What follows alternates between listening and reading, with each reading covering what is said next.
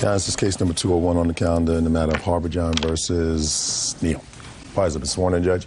You may be seated, gentlemen. Have a seat, please. Let me try to simplify this rather lengthy complaint that I've read. Mr. Harbitration, you are a used car salesman. New and used. And the defendant came onto the lot. You were his salesman on the lot where you worked. No. Where did he go to? Well, I wasn't his salesman at first. I was coming from lunch, and my witness, this was a salesman. You ultimately sold him a car. Unfortunately, it wasn't a car that was through your business. It was your own personal car that you had on the lot. Right. Not very good business. You sold him that car for $5,500. So far correct? Yes. And when you came onto the lot, you told either one of these two salesmen, that you were prepared to spend $5,000. Yes. But you couldn't find a car on the lot that you liked for $5,000. But did you see a sign in his car? No, ma'am. He just told you he had a car. Yes, ma'am. So he said, well, if you don't find a car, I'm speaking. If you don't find anything you like here, I have a car for sale. You want to look at it. Is that pretty much what he said? Yes, ma'am. And some more substance. Yes, ma'am. So you went and you took a test drive in that car? Yes, ma'am. That same day? Yes, ma'am. What day was that? I'm not sure the day in question, Your Honor. What day was that, sir? February 27th. And you agreed to buy his car for $5,500? Yes, ma'am. And how much money did you give him on February 27th? $5 grand. In cash? In cash. But Mr. Harbitration at that time did not have the title to the car. That's correct. Why is that, Mr. Harbitration? Why didn't you have the title to the car, sir? I had moved to a different location where I lived, and I later found out they had sent it to the old address, and it never came to my new address. What month and year did you purchase the car? This was in December. So 2 months before you sold it to him, you purchased it yourself. Is that what you're telling me? It was around three months around there, because it was the beginning of December. Why were you selling it, Mr. Harbitration? Well, we had 3 cars, and I thought we were going to keep this car for a while. But then my wife advised me it's best that we go ahead and sell this car. Who did you buy the car from? The dealership that I worked at. How much did you pay for it? It was just over $3,000 with everything involved.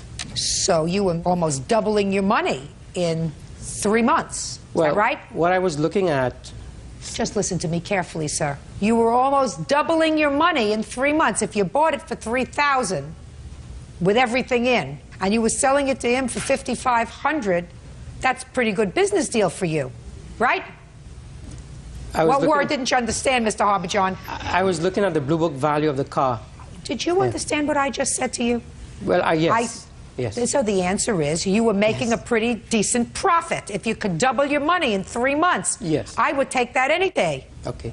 Why is it that the place you worked for, Mr. Harbitration, was willing to give you such a great deal on this car? If the Blue Book value that you sold him the car for was $5,500, how come they sold it to you for under $3,000?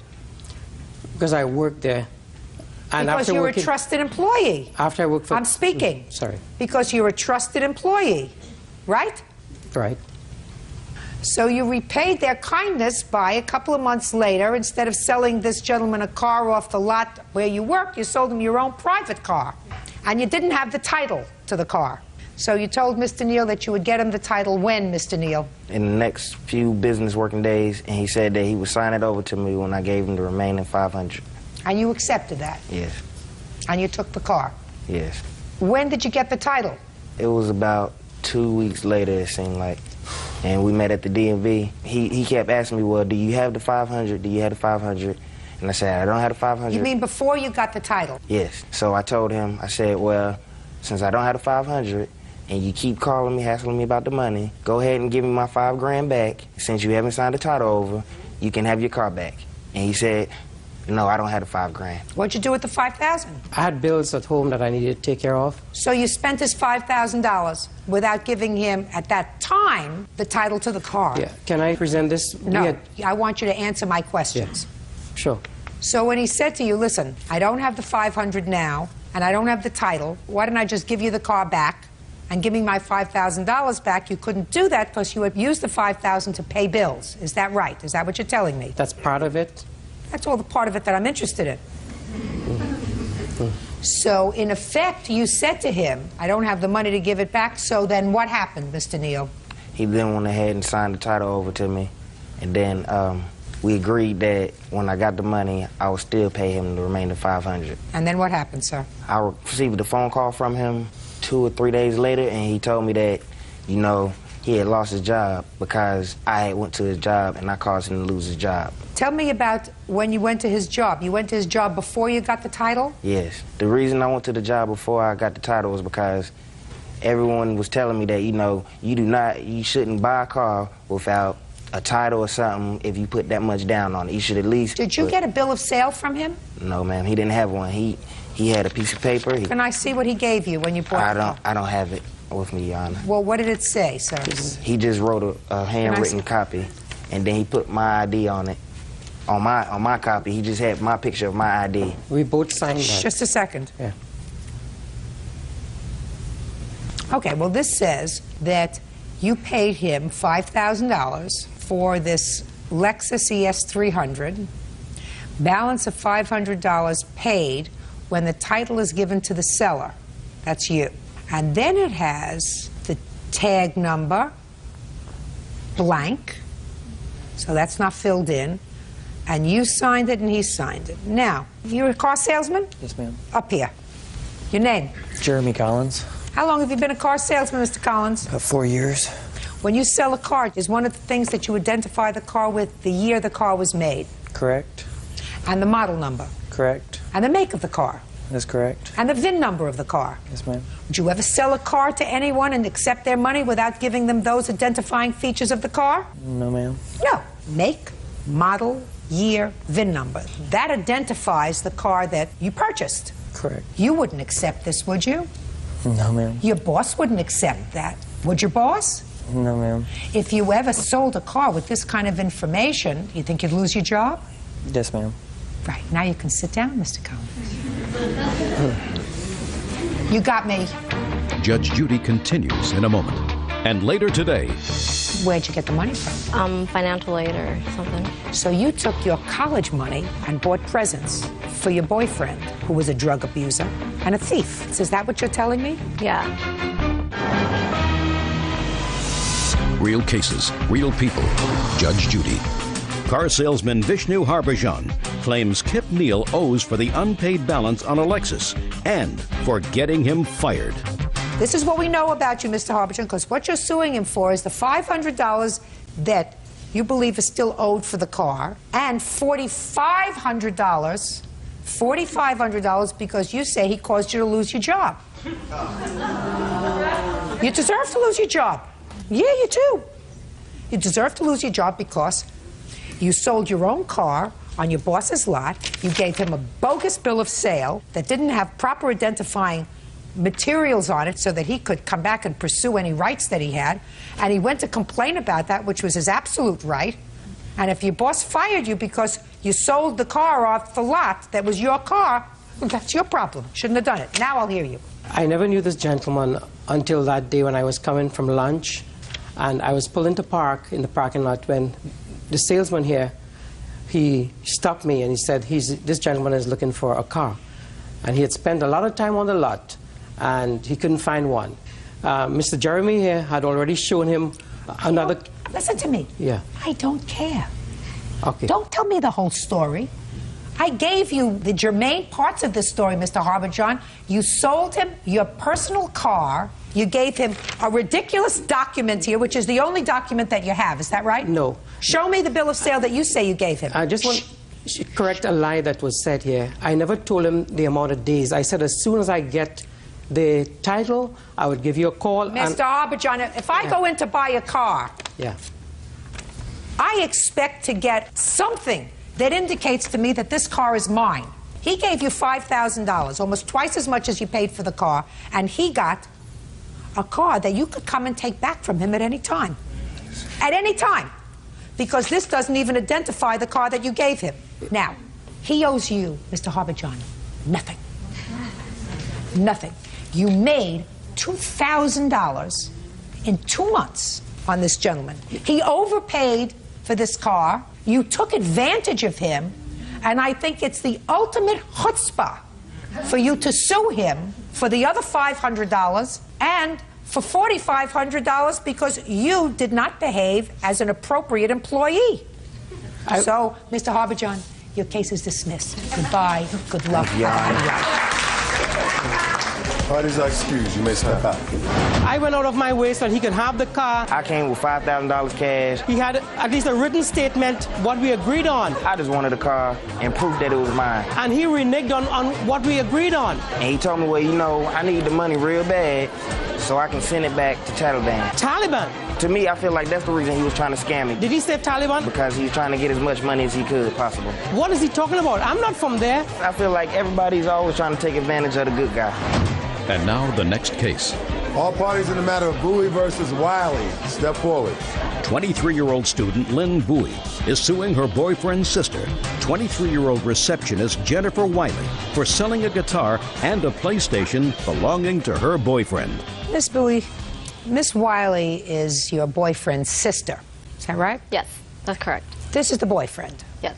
It's really interesting, Bird. I want you to try to follow this. This young man, whose name is Frederick Wiley. Frederick, last year had a bit of a drug problem, smoking a lot of marijuana. And in order to get the money to buy this marijuana, he used to steal from his sister. He used to go into her purse, you know, take money, take her stuff and sell it, right? Yes. And when she would complain that he was taking money that she needed because she's a working gal, he'd laugh at her because he's an idiot. Not to mention he was on high on marijuana. Well, that alone makes him an idiot. Miss Bowie used to buy him presents. PlayStations, guitars, for his birthday and for Christmas, right? Yes, that's correct.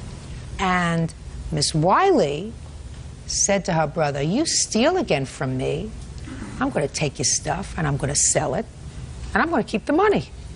Right? Yes. And he did. And she did. Right? Yep. Now comes the interesting part. The interesting part is Frederick over here wouldn't think of suing his sister because he knows that I would annihilate him. That he would get exactly what he deserved. So he puts up his girlfriend, Miss Bowie, who says, she can't sell that stuff. I bought that stuff for you. Got it? Oh, I got it. So Miss Bowie comes up with this novel lawsuit, which says, even though I bought him these things as presents for his birthday and for Christmas, I really gave it to him and it's shared property because I bought him the PlayStation so that we were going to use it together. And I bought him, what else did you sell, the PlayStation? The guitar. And the guitar because I used to listen to the guitar. So that too is shared property. You made two mistakes, Miss Bowie. When you give somebody a gift, there are no attachments. If you bought him a PlayStation for his birthday, you may have used it in his house. But if the two of you broke up, the PlayStation was going to stay with him, as was the guitar, because that's what happens when you give a gift. That was your first mistake. Your second mistake is taking him back. Understand? Do you work? Yes, I do right now. What kind of work do you do? Retail. Were you working when you bought him all these gifts? No, I was not. Where'd you get the money from? Financial aid or something. I was working here and there. So you took your college money and bought him presents? Is that what you're telling me? Yeah. That was your third mistake. Because I want you to figure out what that means. That means that the government was giving you money to go to college, right? The people were giving you money because we were investing in your future. And you were taking that money and buying presents for your boyfriend, who was a drug abuser and a thief. Does that say you're smart? Now, understanding that you did that, and you broke up with him for a while, but then Frederick the Irresistible came back into your life. What is it that's irresistible about you, Frederick? I want you to step up here and tell me. Nothing. That's true.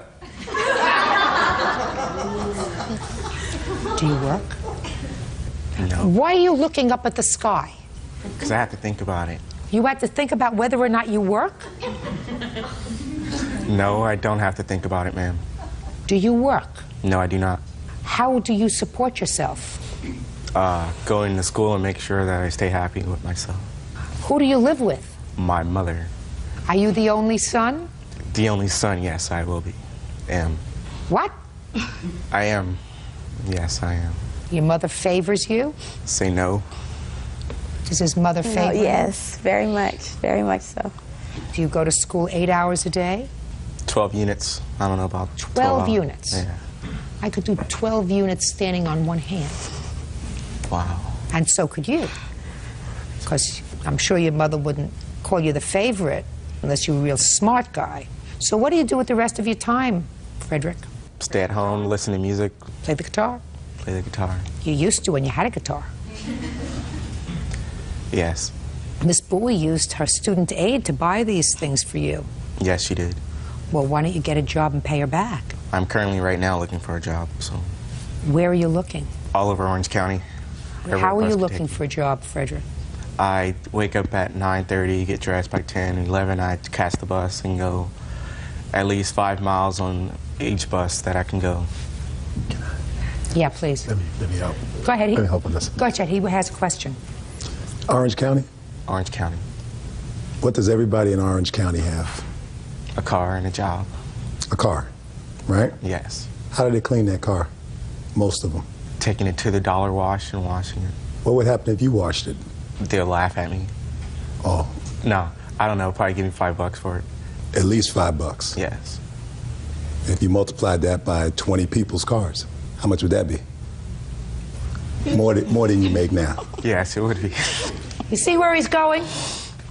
Do you understand why we've been this couple for a very long time? Can I add something? What? He just currently got fired. He was working with his other sister's boyfriend, and he fired her. He fired him because Because he was lazy No. and couldn't wake up. Oh, that I believe. I don't want to get involved with this anymore. Listen, right now he's his mother's mistake. If you choose to make him your mistake, that's your problem. She didn't know you a penny. Nothing. You made him a present. You made him a gift of these items. She sold them because that's exactly what she said she was going to do if he stole from her again. Actually, he doesn't she did. deny that he stole from her, right? Yes. Right? Right. Good. Goodbye. All these are excused. You may step out. Now, this is case number 180 on the calendar in the matter of Barillo versus Howard and Howard. Parties have been sworn in, Judge. You may be seated. Miss Barillo, you found Jaron over here, who is how old? 15, Jaron? Yes. Yes, ma'am. On the internet. Initially, I did not know he was 15. That's not what I said, but you found him on the internet. Correct. And somehow went into a business arrangement with him, which you're going to describe to me. He was to provide you with certain merchandise, and you were going to decorate some of the merchandise, and then there were some T-shirts that he sold you that you were going to resell that was supposed to be authentic sports T-shirts. Mm-hmm. And you gave him how much money? $3,610 in money orders. And he doesn't deny that you sent him the $3,610. And is it safe to say, Miss Barillo, that the only merchandise that you received is that merchandise that you have there? These including 2 pairs of shoes. 2 more pairs of shoes. These are my shoes. I'll explain what they're doing here. But Okay, what's in the box? These are counterfeit designer jerseys, the initial 15 pair that the defendant had sent me. By the way, your defense is she got what she paid for, and I'm a minor anyway. So tell me what you were supposed to get for this $3,610. I was supposed to receive 15 authentic designer jerseys as well as 14 pairs of shoes for my $3,610. I have a contract if you'd Can like I to see it, please? Yes.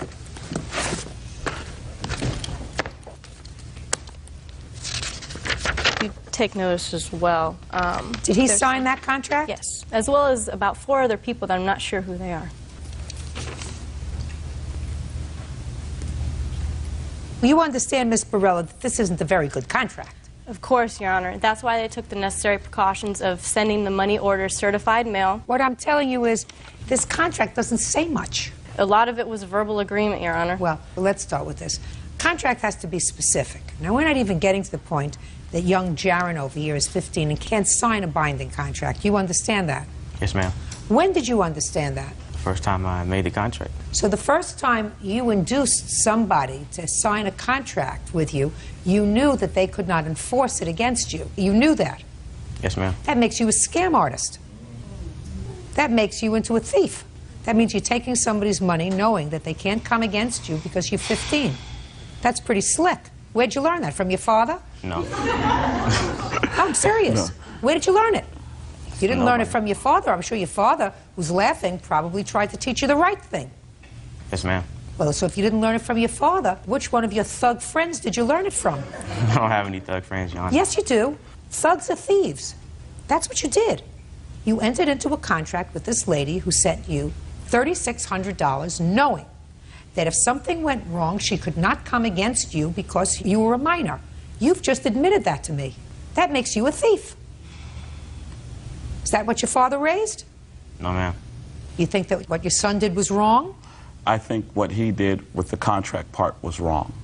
The part about him sending her the counterfeit or knockoff or whatever the hip-hop culture calls it was correct. He sent those to her, and that's what she wanted.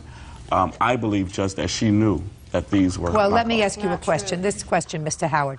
I'm not a genius when it comes to hip-hop clothing, but I am a genius as to what people sell on street corners. Yes, yes. And if I can go and if I can buy a T-shirt for $5 on a street corner that's not authentic, why would I pay $100 for it if it was a fake? If I could buy a good fake for $5, why would I pay him $100 for a fake? Well, Your Honor, I believe that she's in that business of selling counterfeit stuff. If she's in the business of selling counterfeit stuff, why would she buy stuff from your son at a premium? That I don't know. He's 15. Well, it doesn't make sense. He's 15 years old. Listen to me, Mr. Howard. He's a 15-year-old slick. Okay. Are you following the common sense of what I'm saying to you? I follow you, Judge. If I can go to the local guy on the street corner who's selling Yes. pocketbooks that Yes. look like other pocketbooks that may be in my closet, and if I can buy those for $2 on the corner, why would I send him thousands of dollars over the internet? Because I believe that she thought she could make a profit. Your Honor, when... Just a minute. She could make a bigger profit if she bought it cheaper than $3,600. Judge Judy continues in a moment. Real cases, real people. Judge Judy. Jessica Borello says 15-year-old Jaron Howard ripped her off. Jessica says Jaron sold her over $3,000 in counterfeit sports jerseys.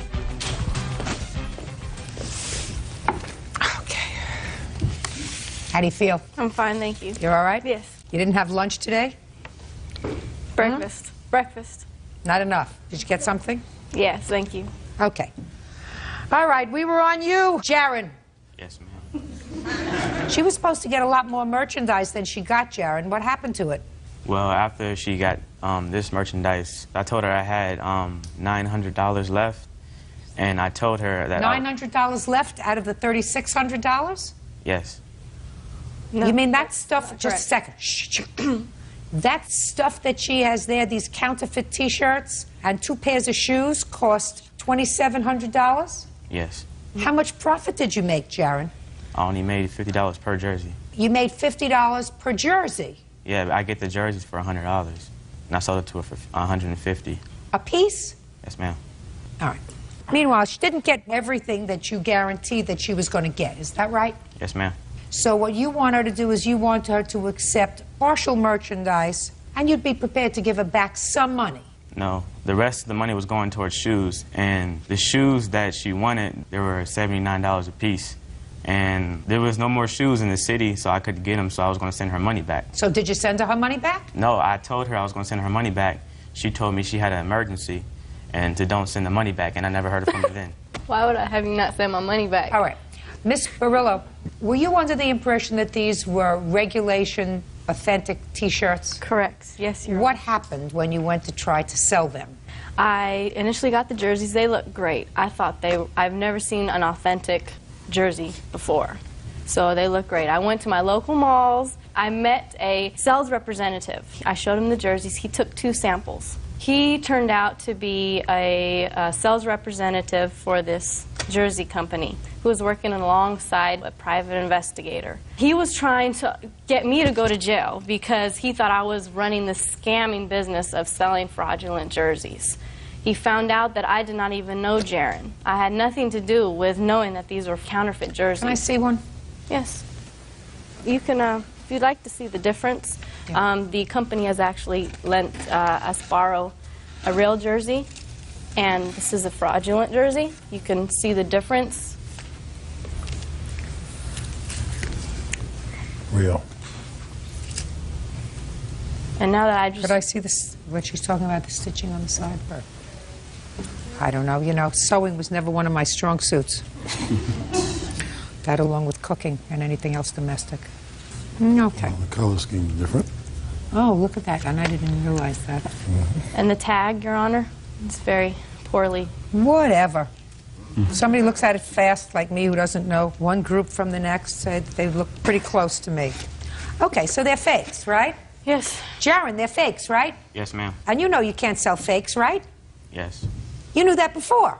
Well, yeah. Huh? Yes, ma'am.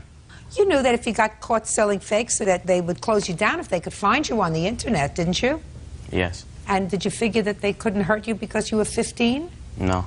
Did you think that they could send you to jail? I never thought about it. What would you think about?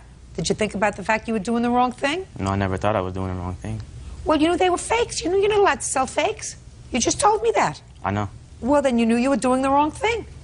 So, you know where you got these fake T-shirts from? Yes, the internet. From the internet. Well, the internet doesn't have a brain. It doesn't eat. It doesn't go out to the movies. It doesn't go out to...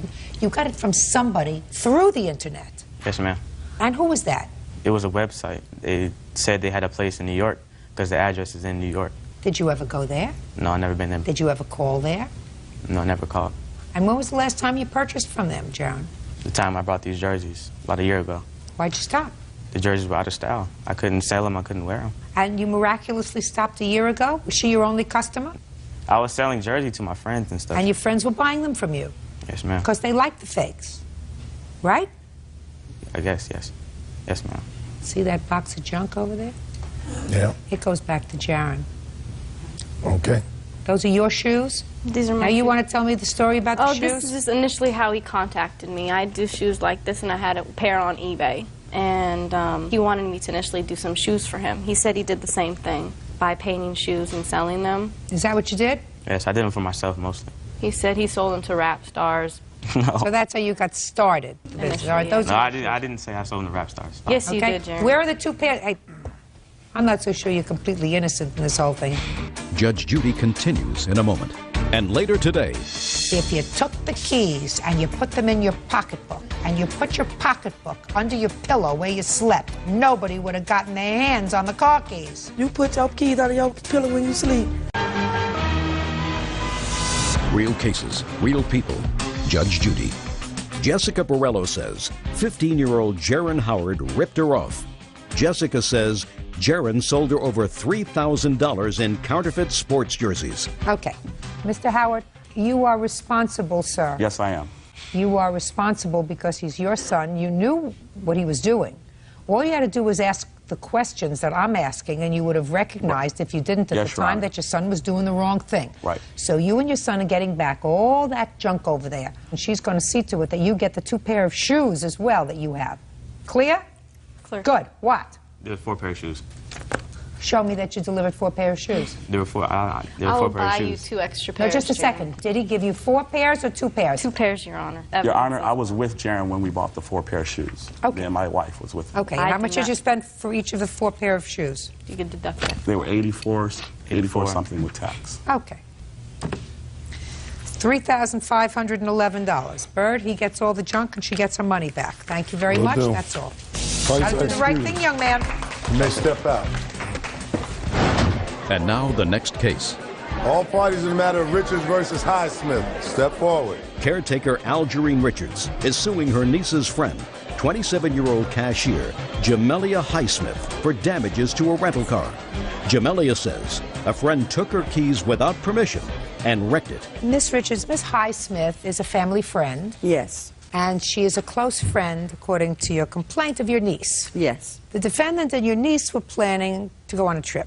They needed a car. Ms. Highsmith asked if you would rent a car for her. Yes. And she would be the authorized driver. Yes. Why did you need someone else to rent the car for you? Because I couldn't rent one without a credit card. And you don't have a credit card? No, ma'am. So you were asking Miss Richards to do you a favor? Yes, ma'am. And she did? Yes, ma'am. That was nice of her. Yes, ma'am. And you signed that you were the authorized driver on this trip? Yes, ma'am. And then, Miss Richards, you get a call that someone else was driving the car. The car was in a bad accident. Since Miss Highsmith was the only one who was authorized to drive the car company's insurance disallowed the claim. True. And they are holding you responsible for all of the damage to the car, and until it's paid, you can't rent a car yourself, and you're going to have this judgment against you on your record. Yes. And Miss Highsmith says it's not her fault. So you're going to explain to me, Miss Highsmith, why it's not your fault. Oh, well, on January the 12th, me and Kawana and her friend, Ann, we went to see my boyfriend, and I put the keys on the counter, and I fell asleep, and I get a knock on the door saying that the car was in a wreck. So I asked Kawana how. She was like, she let Ann hold the car, and I was like, so we just went straight to the scene of the accident, and we called Miss Algerine. And from there on, I thought everything was all right. Miss Algerine came to me, and she was like, she ain't going down for this, so I need to press charges on her niece, stating that I didn't give her, which I didn't give her permission for the keys, but at the time I went to do that, they gave me the hassle because I was the co-driver and I wasn't over the rental car. I was just the driver of the car. Why weren't you more careful with the keys? If I lay the keys down, if I don't tell nobody to pick them up, should nobody pick them up. That's what anybody property. Let me ask you this question, Miss Highsmith. As between you and Miss Richards, who do you think is more responsible for what happened to the car? Between the two of you? Neither. No. You have to listen to what I'm saying. I want you to listen to my words. As between you and Miss Richards, who's more responsible for what happened to the car? I still say neither. Well, let me put it to you this way. She was home in what state when the accident happened? And in what state were you and the car? I was in Florida at the time. I hadn't been to Chicago. Just a second. In what city in Florida? Were you both in the same city? No, we was not. What city were you in? I was in Lake Wales. And where were you? Arbondale. And where was the car? In Arbondale. And how far from where she lives was Arbondale? About 30 minutes. So she would have had to have a very, very long arm to have responsibility for that car. Yes, ma'am. Yeah. So, Miss Highsmith, as between you and Miss Richards, she did a good deed. You had control over the car. If you had taken the car keys and put them in your pocketbook and put your pocketbook in a safe place, nobody would have gotten the car keys. Isn't that right? Was in the safe No, listen to what I said. If you had taken the car keys and put the car keys in your pocketbook and put your pocketbook in a safe place, nobody would have gotten control over the car keys, right? They was in a safe place. No, they weren't in a safe place. You told me you put them on the counter. If it's my belongings, I should have tell nobody not to touch my stuff. The only thing I fault you for is having bad judgment, because this lady is, you know, so thick, it's almost like molasses pouring from here to here. Yes, ma'am. Nothing is her fault. True. If you took the keys and you put them in your pocketbook and you put your pocketbook under your pillow where you slept, nobody would have gotten their hands on the car keys. You put your keys under your pillow when you sleep. I put my valuables away when I'm in a hotel, when I'm in somebody else's house. I don't take off my rings and say, nobody else should touch that. I don't want anybody else to touch that. And I don't take out my wallet and leave it on a counter in a hotel and say, nobody else better touch that. I put my things away. Maybe the reason why you had to go to Miss Richards in the first place in order to rent this car is because you are so irresponsible that a credit card company wouldn't give you a credit card. Because even my 8-year-old grandchild is offered a credit card. I don't want a credit card. That's why I don't have a credit card. Listen, no, you don't have a credit card because you probably overextended your limit when you were 18 and 19 and 20. Don't tell me you never had a credit card because you don't want one. I never had a credit card. I have cash. So I assume that you have enough cash to take care of all of your bills. Can I see the estimate of the damage, please, from the credit card company? And Miss Highsmith, If you believe from that hers. someone else is Accident. more responsible than you are to pay for this, sue them. Do you understand? Judgment for the plaintiff for the amount of $3,889.49. And if you think that the person who took these car keys from where you left them on the counter should pay this bill, that's what courts are for. That's all. Parties are excused. You may step. Your Honor, case number 110 on the calendar in the matter of Height versus Schuler. Parties have been sworn in, Judge. You may be seated. Gentlemen, have seats, please. Ms. Height, it is your claim that the defendant assaulted you in a restaurant. Correct. You are suing her for damages, not so much for the injury that you sustained, because she, according to you, hit you in the face, but for the emotional distress that you suffered. You didn't have any medical bills, did you? A few. Ms. Schuler said that she did, in fact, strike you, but that is only after you lunged at her. So tell me when this happened and what precipitated this altercation. On December 27th last year, my husband's relatives were in from out of town, and we went out to eat some Mexican food. We were sitting in a crowded lobby.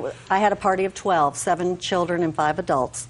And I was sitting talking to my husband's aunt, and this woman walked in and plopped herself down on the bench next to us and proceeded to lift up her sweater and put this child at her breast.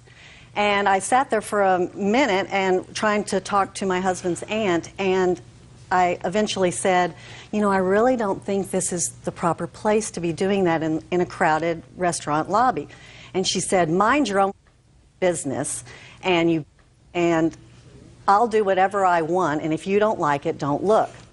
So I looked at my husband's aunt, and we opened our eyes kind of wide at one another. And I said, well, at least you could take this to the restroom. And she said, I'm not going in that restroom. It's filthy. So you kept on going back and forth after she cursed at you? Are you telling me you said something else to her? Well, I did. I said, you know, at least you could go and excuse yourself to the restroom. And she says, I'm not going in that restroom. It's filthy in there. That shows what kind of a mother you'd be. And I said, lady, I gave birth to 4 children, all of which I breastfed. But when I did it in a discreet manner and never in a public forum like this. And at that time, the hostess came up and told us our table was ready. And I got up, and I had forgotten to pick my bag up off the floor. And when I turned around to pick up my bag, she came up out of her chair and hit me across the side of the face. Did you sit down and have dinner? No, we didn't. You left? Correct. Where did you go? Outside. My husband had asked the manager to call the police, and he said, if you want to call the police, take your business outside. So we did. And did you call the police? Yes. You have a police report? Yes. I'd like to see it, please.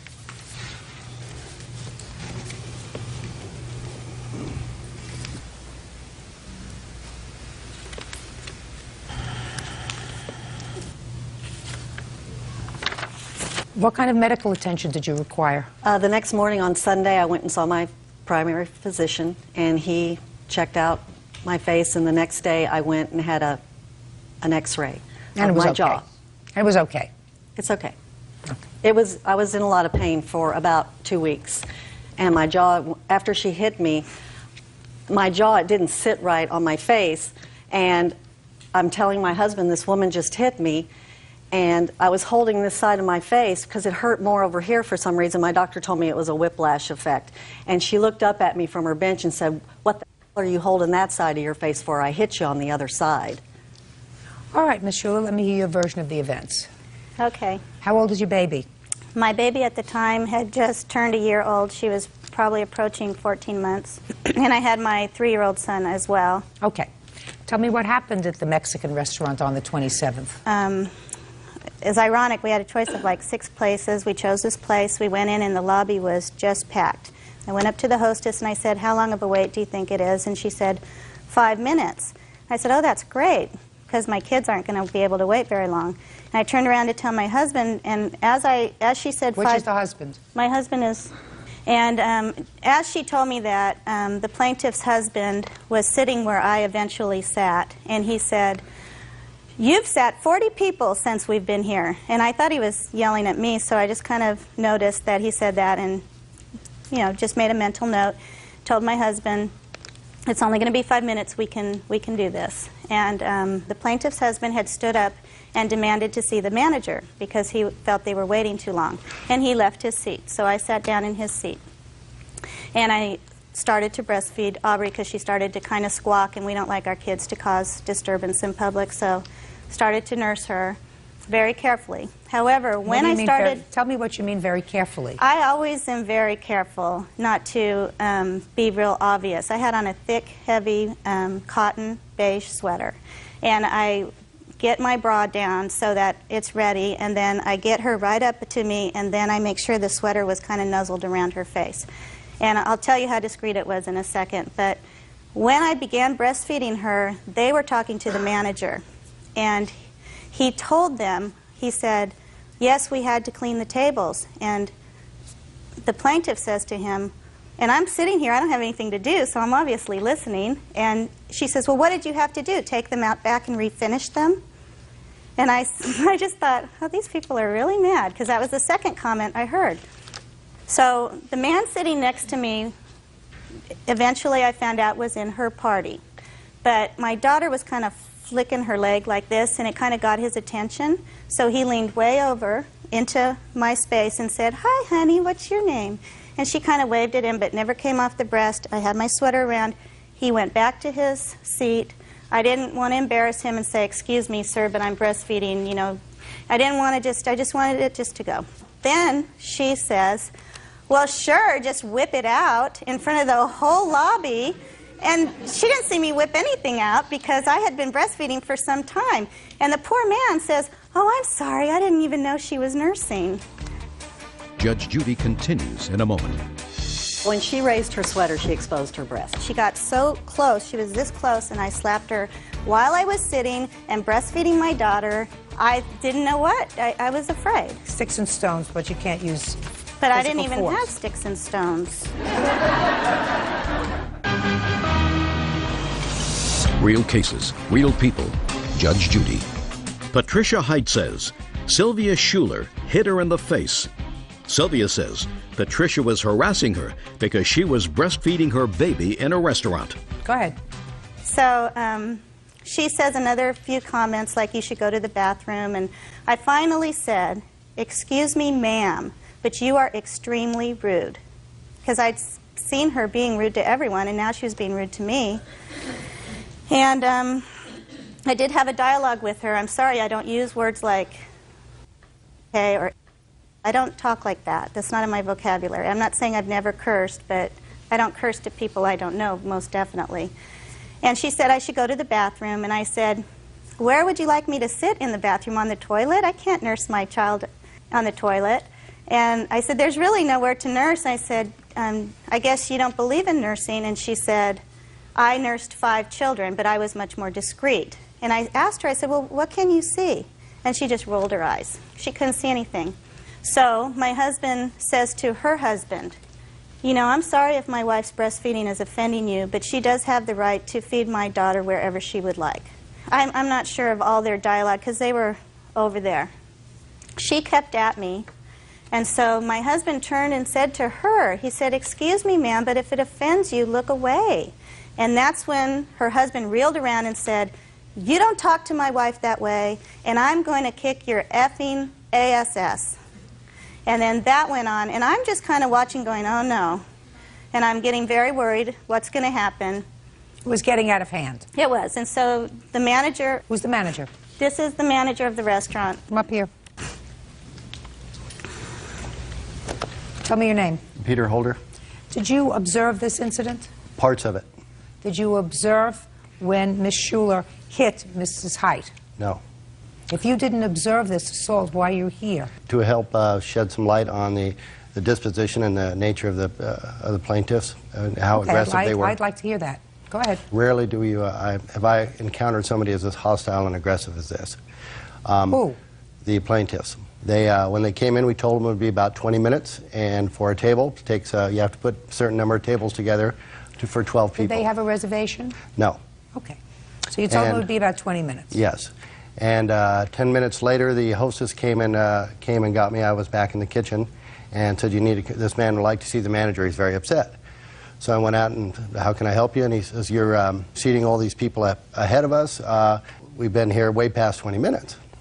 It had been 10 minutes. And I said, well, a lot of our tables only hold 2 and 4 people, and that's who we're seating. We have a place all picked out for you, waiting for one more party to leave.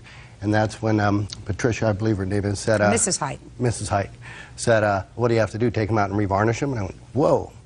And right after the incident, the plaintiff's husband threatened using that language him again, and that's when I asked him to leave. What did you hear? I should kick your... So they were angry? Very. Okay, have a seat. All right, Ms. Schuler, tell me what happened after Mr. and Mrs. Height's name was called and indicated that their table was ready. I believe what got her so angry was that her friend sitting next to me was apologizing profusely, saying, and I didn't realize he was with them until this. And he said, I'm so sorry, and I don't know what's going on with them, and I don't know why they're acting like this. And I said, do you know those people? And he was saying yes, and then their table got called. So he was apologizing to me. I was talking to him. The plaintiff and the aunt stood up. The aunt passed. The plaintiff came over to us and said to him, stand up. You don't need to apologize to her. And as he passed me, she lunged at me and said, he didn't come here to see the likes of you. And she got so close. She was this close, and I slapped her while I was sitting and breastfeeding my daughter, still breastfeeding, and I slapped her because she came so close. I didn't know what. I was afraid. Well, you know that you can't do that. I really didn't. I swear to God. I will swear to God, I did not know I couldn't defend myself. Well, I don't think that is a question of defending yourself. Well, but, you know, you can't use sticks and stones, but you can't use But I didn't even force. have sticks and stones. Miss Schuler, you know exactly what I'm saying to you, madam. Don't be a passive-aggressive with me. Real cases, real people. Judge Judy. Patricia Height says fellow restaurant patron Sylvia Schuler hit her in the face. I mean, if you saw a man sitting there and scratching himself because he had an itch, would you have the gall to say to him, can't you do that someplace else? Can't you go into the bathroom? Why don't you go do that in the car? You wouldn't say that to him. Well, you wouldn't say that to him. What you would do is you would take your children, if you believed it was offensive, and you would go outside. You would say, I can't believe that guy can't be more discreet about scratching himself. Well, when she raised her sweater, she exposed her breast, and that's what I had a problem with in a public place. And I want to tell you something. I don't necessarily believe that that's true. I believe that that's a convenient thing for you to say now, and I don't believe that she cursed at you, Ms. Height. I do not believe that you said to her very sweetly, could you please do that, or don't you think you could do that someplace a little more discreetly? And she turned around and called you the names that you attribute to her a moment ago. I don't believe that that happened. Can I let my husband testify? Oh, you can, but I won't believe him either. I don't believe she said that to you. She did. No, I don't believe she said that to you. I believe that she kept going back and forth because it would make sense if she said, this is what I'm going to do, and then you came back to her and said to her, can't you just go to the restroom? Because if somebody came back and cursed at me like that, I would say if I were a normal person, gee, this person's a little bit off, I'm not going to have anything else to do with her. But you didn't do that. You came right back and you said to her, according to you, after she cursed at you in a vile way, you said to her, calmly, you could at least go into the restroom. That's not what I'm hearing from the manager of the restaurant that was your demeanor on that day. He didn't. Now, that doesn't mean, madam, that you have the right to put your hands on her. You don't. She has absolutely no right to tell you that you can't breastfeed a child, which is a perfectly natural thing. Some people prefer to do it privately. They feel as if for everybody's sake, including the child's sake. The child was 14 months old. Perhaps we could do this privately. I can go out into the car. I can go into a private corner. I don't have to be in the middle of a lobby with 50 people around me and breastfeeding my child. But that's your prerogative. You know, you say it's a natural occurrence. It is a natural occurrence, and you can do it. There are lots of things that are natural that you don't necessarily do, you know, in the middle of Times Square. However, you understand what I'm saying to you? I do. I'm not being judgmental. I'm not being at the risk of offending the La Leches. I did not breastfeed my children. They grew up just fine. My generation didn't do that. But all my children and their children have all been breastfed. And they whip it out just around anywhere they want. I'm just trying to get over. Well, you're just trying. I'm just trying to get over. I'm not being judgmental. Well, it's not your prerogative to tell her what to do. And I don't believe that you were hurt either. I believe she slapped you and your pride was hurt. But you can't hurt her. Now, I'm going to get to your counterclaim because I think that your counterclaim is also a little bit of nonsense, but I'm prepared to hear it. Okay. It's for emotional distress. Well, I have expenses. That's all I'm asking for. What expenses? I had a lot of consultation with an attorney because I was supposed to be arraigned on March 5th. Yes. I was arrested. She made a citizen's arrest because you assaulted her. Exactly. So I was very concerned. I was a nervous wreck. I've never had any legal problems in my life. Should have kept your hands to yourself.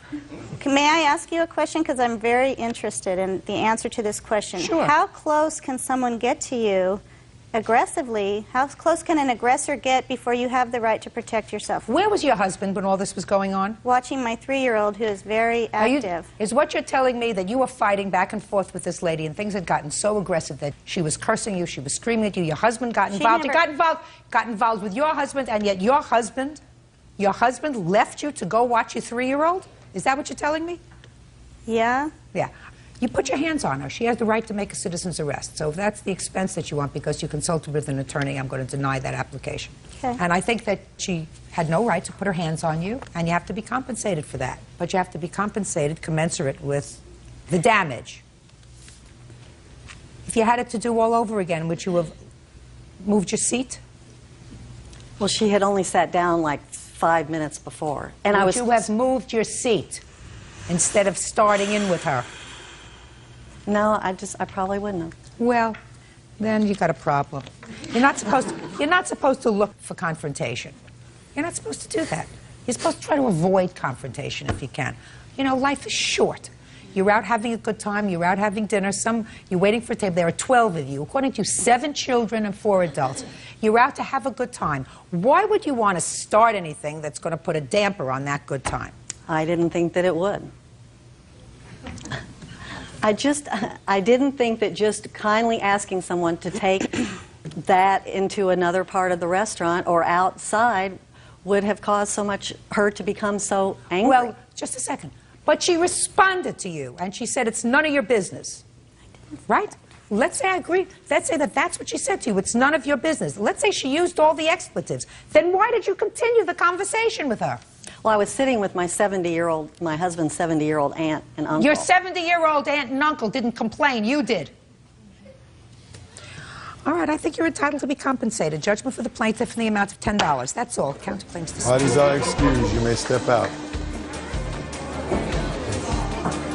In the matter of Barbaras, McGrew versus Pasco. Parties have been sworn in, Judge. You may be seated. Folks, have seats. Ms. Barbaras, according to the complaint that I've read, you and your family have known the defendant from the time he was a little boy.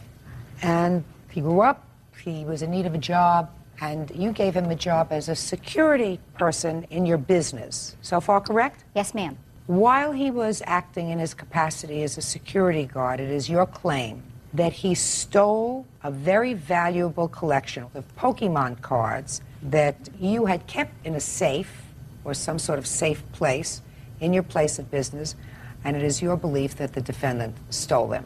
So far correct? So far, so good. The defendant says he did not do it. So tell me when he came to work for you. Last summer, Robert came to me and said that his mother had thrown him out and he needed a place to live and a job. And I've done that before with Robert. I've given him jobs before. So I gave him my key to my building and I said, okay, you can sleep. What kind of building is it? Pest control. I own a pest control company. That's incorrect. Shh. Sorry. We'll get there. Go ahead. I said, you can stay here at night and you can work during the daytime. We'll give you odd jobs with the handymen or going with the men, etc. Okay. And he did that. Erratic at best. I called his mother and let her know that he was there.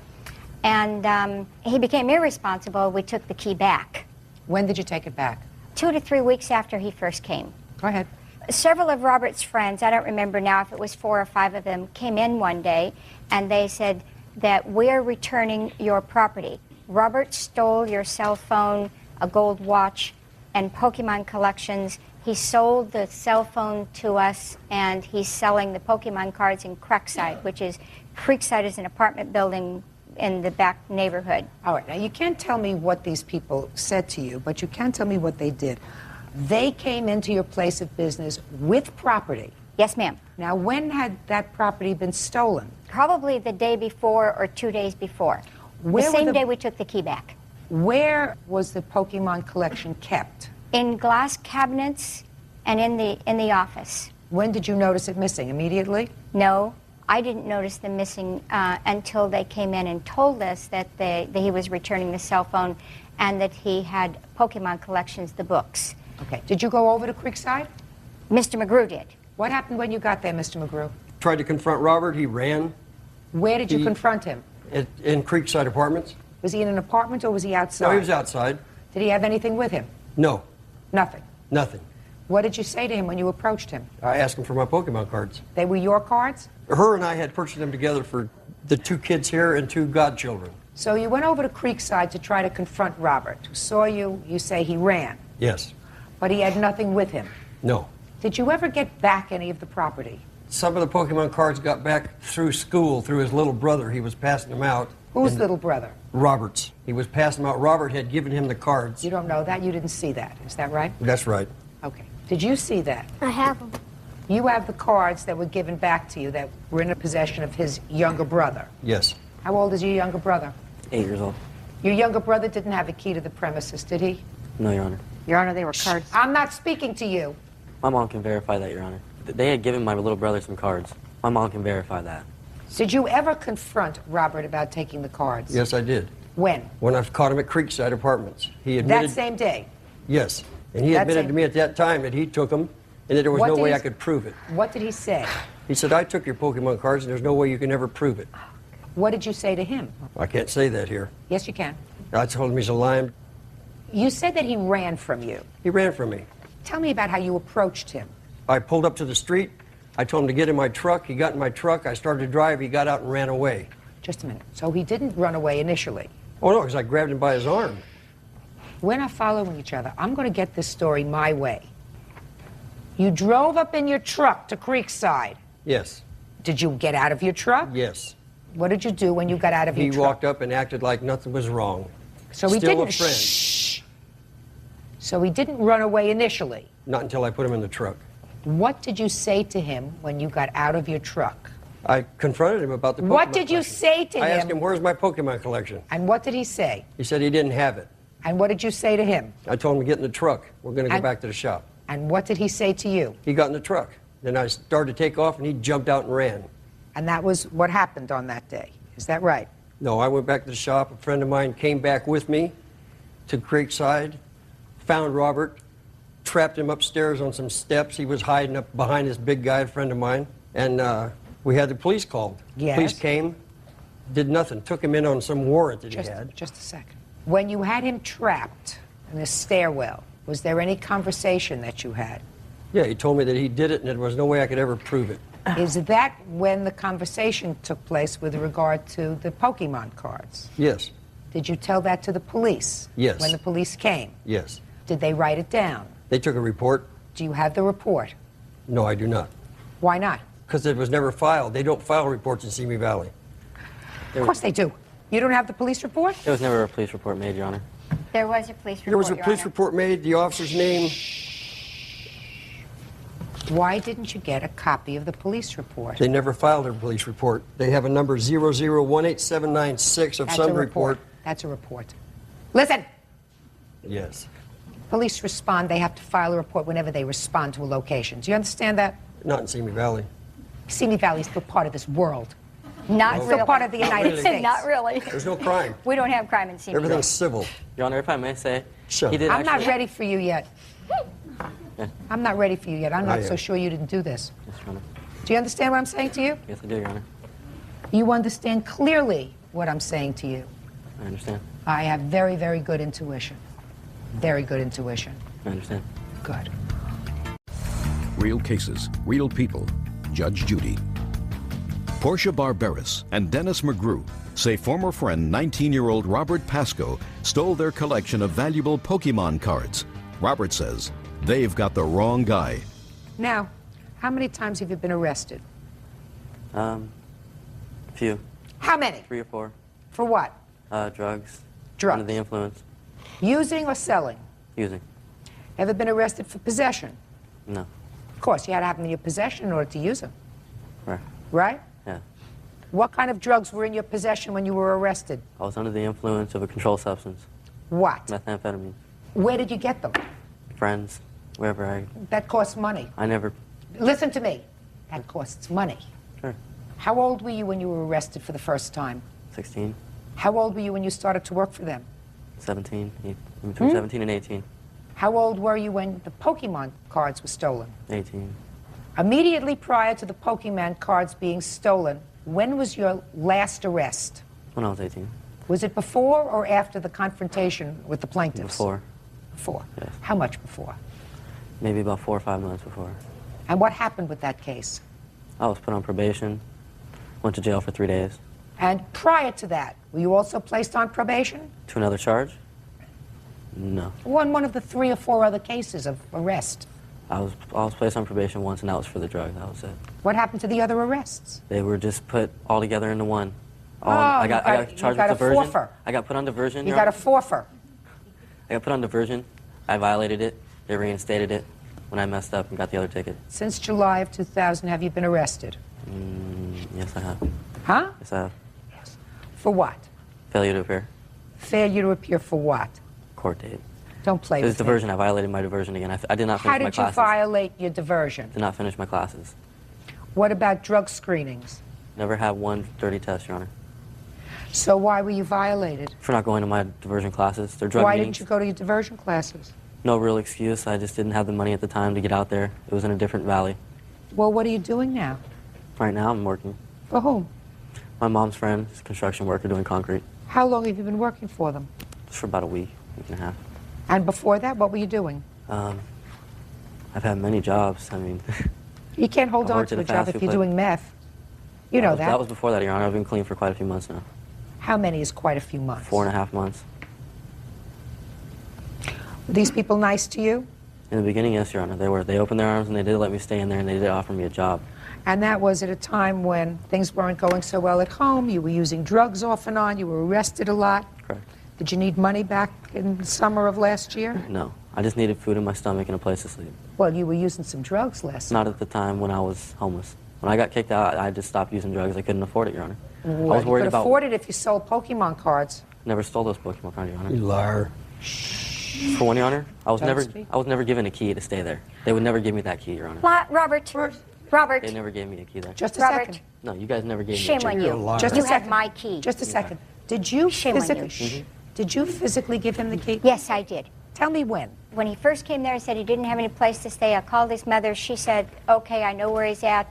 And I gave him my key. She never gave me your key, Your Honor. Yes, she did. No, she did not, Your Honor. Of course she did. She didn't trust me enough to give me her key. Okay, one of my friends had stolen that cell phone. When my friend came in there and stole that cell phone, Your Honor, he nobody had got- trusts him enough. Listen, now leave. Leave. Leave. So the cell phone had been stolen by one of my friends, and I took responsibility for that and told him to go turn it back in because it was my job that was getting... Just a second. Now we're getting somewhere, Robert. How did you know one of your friends stole the cell phone? He had told me. The cell phone was in the office. Correct. How did your friend get into the office? Doors open all the time. They're open 24/7. I was not with him, Your Honor. He had showed me the cell phone. He said, look, I took this from Dennis. I said, well, you got to return it because you're going to get me in trouble. They're going to think I stole it. You got to go return it. What's his name? Kevin. Where does he live? Didn't see me. And so you're telling me that this Kevin is the one who stole the cell phone, Correct. and because you told him to go return it, he went in and returned the cell phone. Yeah, it was my roof over my head and the food in my stomach. I wasn't ready to risk it. He was a friend, but not obviously a good one, stealing from my work. Did you come into some money recently? Not recently, but it's... When? It's supposed to come in, Your Honor. How much money? A couple million. Couple of million. Correct. For a wrongful death of my father. Mm-hmm. When was the last time you lived with your father? I never lived with my father. I would assume that that's one of the reasons why you've pursued this. I didn't know about 2 days after my mom had called her and told her about my father dying, she decided to file a lawsuit because she knew I was getting some money. I had seen Dennis in the pawn shop. He confronted me. He said, You know, started saying all these words to me, bad words. I hope you die exactly how your father died. If not, I would do it myself, but I want my money. It's exactly what he said. Your Honor, do the boys get to speak? About what? About getting the cards back from Austin and the time that I saw Patty in the parking lot and I reached into her front seat and picked up a $500 card that belonged to this collection. Really? Yes. Oh, that's well, I'd like to know when that happened. Patty is his mother? Yes. Okay, let me hear. She pulled up to the parking lot when I was picking the kids up from school, and I went over to her and I said, it's probably not a good idea, because I had gone to the principal about 3 weeks after this whole thing happened, and I says, it's not a good idea for Austin to be bringing these Pokemon cards to school and are giving them to friends. These are some valuable cards. And I opened the door and I was talking to her and I reached on the seat and I picked up a Blastoid, first edition Blastoid, Japanese. And I says, there's one of them right there.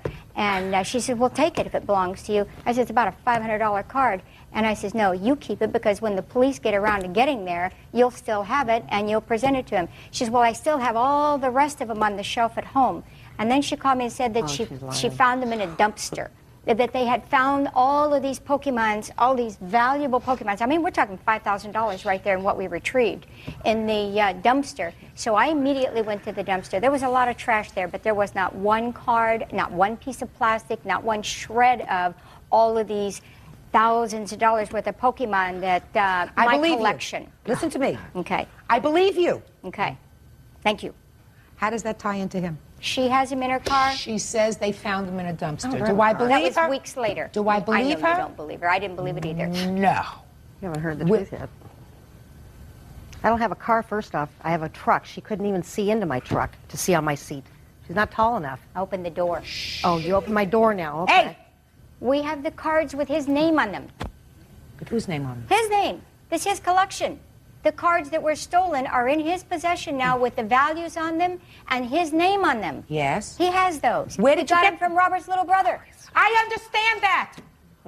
There has to be a nexus between Robert's little brother. The little brother said Big Brother gave him to him. Listen to me. That's hearsay. Now, if you were in a criminal court and the little brother were here or in the courthouse so that a judge could say to the little brother, where did you get those cards from? Do you understand what I'm saying to you? I understand, and I understand the little niche in the law there. It's not a niche in the law. It's going to help him be found not guilty so that six little kids have lost their Pokemon collection. They've lost it anyway.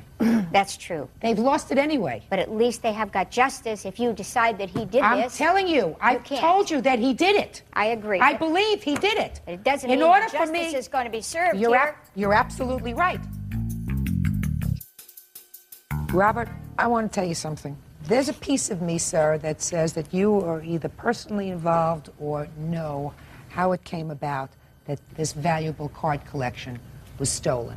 This is a card collection that has probably been in the same location for a very long time. Is that a fair statement? Yes, ma'am. It just so happens, coincidentally, that some meth freak who they gave a break to was living in the back room at a time when the Pokemon cards disappeared. Now, I don't believe him that you confessed. No. I don't believe him that you confessed. I believe you did it!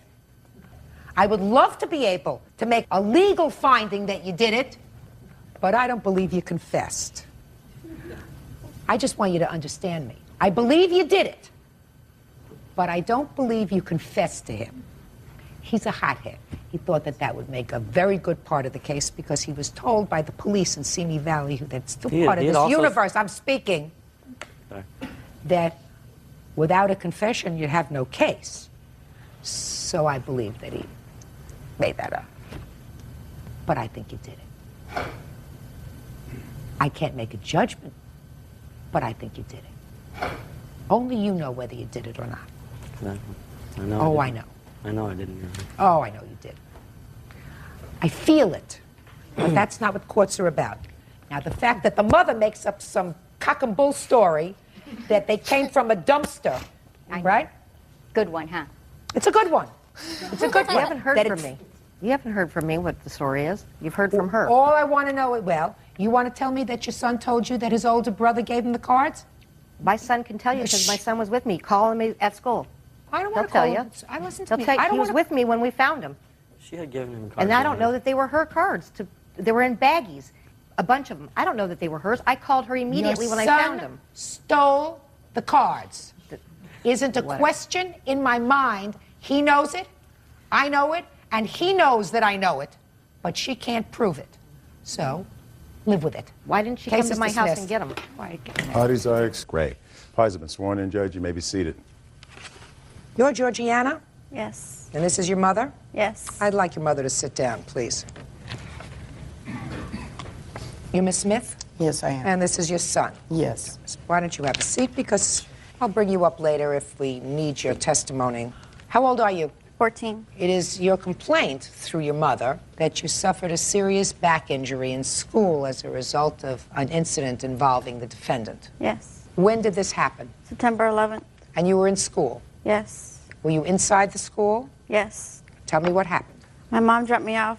I got out of the car, went to the gated area, and I waited for my friends to get there. So my friend showed up a couple of minutes later, and then he showed up. Did you know Thomas from before? Yes. Were you friends? We were socialized, but not friends. What do you mean you socialized? Like, just talk if we have a class together. So you did speak to him? Yeah. Never had any trouble with him? No. Okay. So then Thomas showed up. He was picking on another girl before he picked on me. What do you mean he was picking on somebody? Like, pushing her and, like, kidding her. In a fooling around way? Yeah. He told her that he was going to pick on her, and then she said, no, you're not. And then he said, okay, well, I'm going to pick on Georgie then. Okay. And that didn't bother you because you knew he was fooling around? Yes. So when he said, I'm going to pick on Georgie, what, did he do anything? He started hitting me. Where did he hit you? Right here and like this. Well, I want you to tell me whether he was hitting you or just... Slapping. Was he laughing, smiling? Smiling. And you? I was laughing at first. So you were laughing at first. So you knew he wasn't hurting you. It was just fooling around. Yeah. Okay. Keep going. And then we were walking to first period, and he was still hitting me. When you say he was still hitting you, how was he hitting you? Slapping me. Where? Like on the arm and right here, like this. And we got to the building, we're inside, and I finally got the nerve to hit him back with my backpack. Tell me how you did that. I swung around twice, and I didn't get him the first time, but I got him the second time, I think around the below stomach area.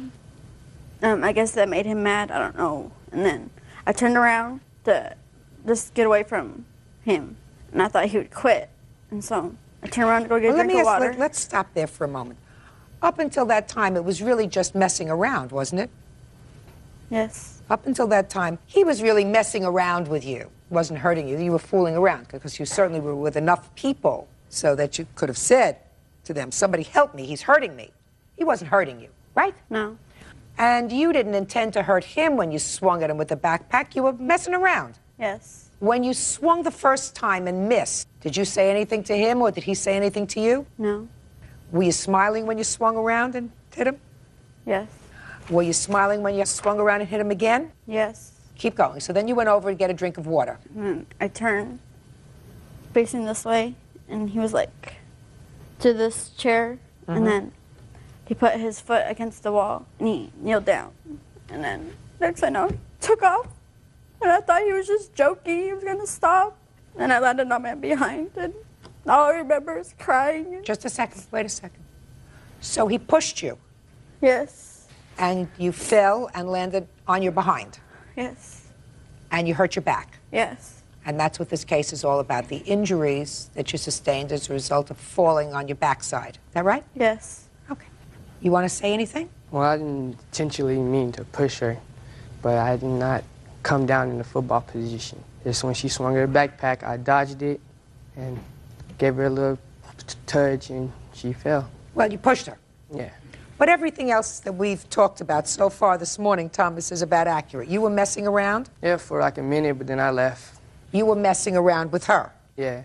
And then by tapping her, slapping her, whatever, but nobody was angry. No, it wasn't tapping or slapping like that. What were you doing? Like just talking. You didn't put your hands on her? No. I like put my hand on her shoulder. Well, that's what we're talking about. You put your hand on her shoulder. Yeah. Didn't punch her?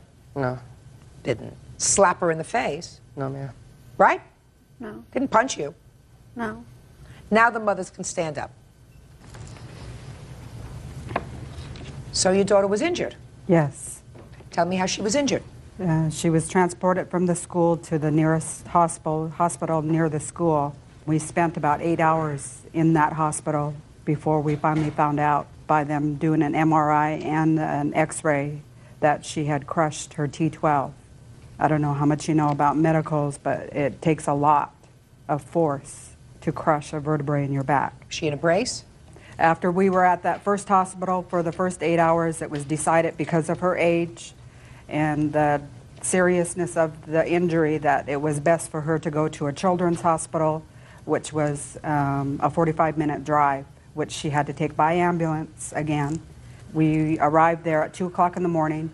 They measured her for a full-body brace that went from here to here, had a front plate and a back plate, Velcroed on the side. And how long did she remain in that cast? For 3 months. But, Your Honor, I also want to stress that because it happened on September 11th, the incident, she was measured for the brace the next day, but because the planes were grounded after September 11th incident in New York, the brace had to come from Michigan, so she had to lay in a hospital bed for 6 days, living on morphine because they couldn't come until a week later. Excuse me. You okay now? She had to, she could not be out of bed without the brace. She couldn't take a shower for 3 months. I had to sponge bathe her every day. Anytime she needed to go to the bathroom, I had to put the brace on her and help her to the restroom. Plus, I was working full-time still, taking care of my daughter with a broken back. Real cases, real people. Judge Judy. 14-year-old Georgiana Hilaire says classmate Thomas Gray injured her back while horsing around at school. Don't you believe that your daughter bears any responsibility for this at all? I'm not excusing this young man's behavior in pushing her, the fact that she fell, but they were messing around. She hit him first. No, There's she no didn't. question. Yes, she did. According to her own testimony, he was at most, I learned a word here, mushing. What's mushing? Didn't you tell me what mushing was when you sort of go like this? Right. Right? Nudge her. It's kind of nudging. That's what he was doing to her. And even according to her, didn't hurt her. She was smiling, he was smiling, she was with a bunch of kids. She wasn't in danger. He hadn't hit her. She hit him with her backpack. And she swung several times with her backpack. That's not excusing what happened. I mean, he could have walked away. Probably should have walked away. Right? Yes, ma'am. This was not an assault. This was kids fooling around on their way to class. And unfortunately, one of them got seriously injured. Were you suspended from school? I was expelled for 2 semesters. What about you? I was out of school for 3 months.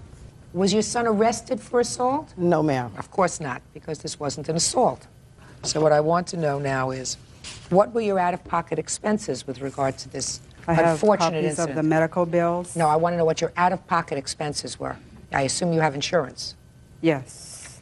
Good. So what were your out-of-pocket expenses for her medical care, not your work loss or anything else? I didn't calculate any of that, and I haven't paid any of the bills yet because there was a problem with the insurance. So you don't know? No. So I can't tell what your medicals will be, if any. It may be that the insurance is going to cover everything.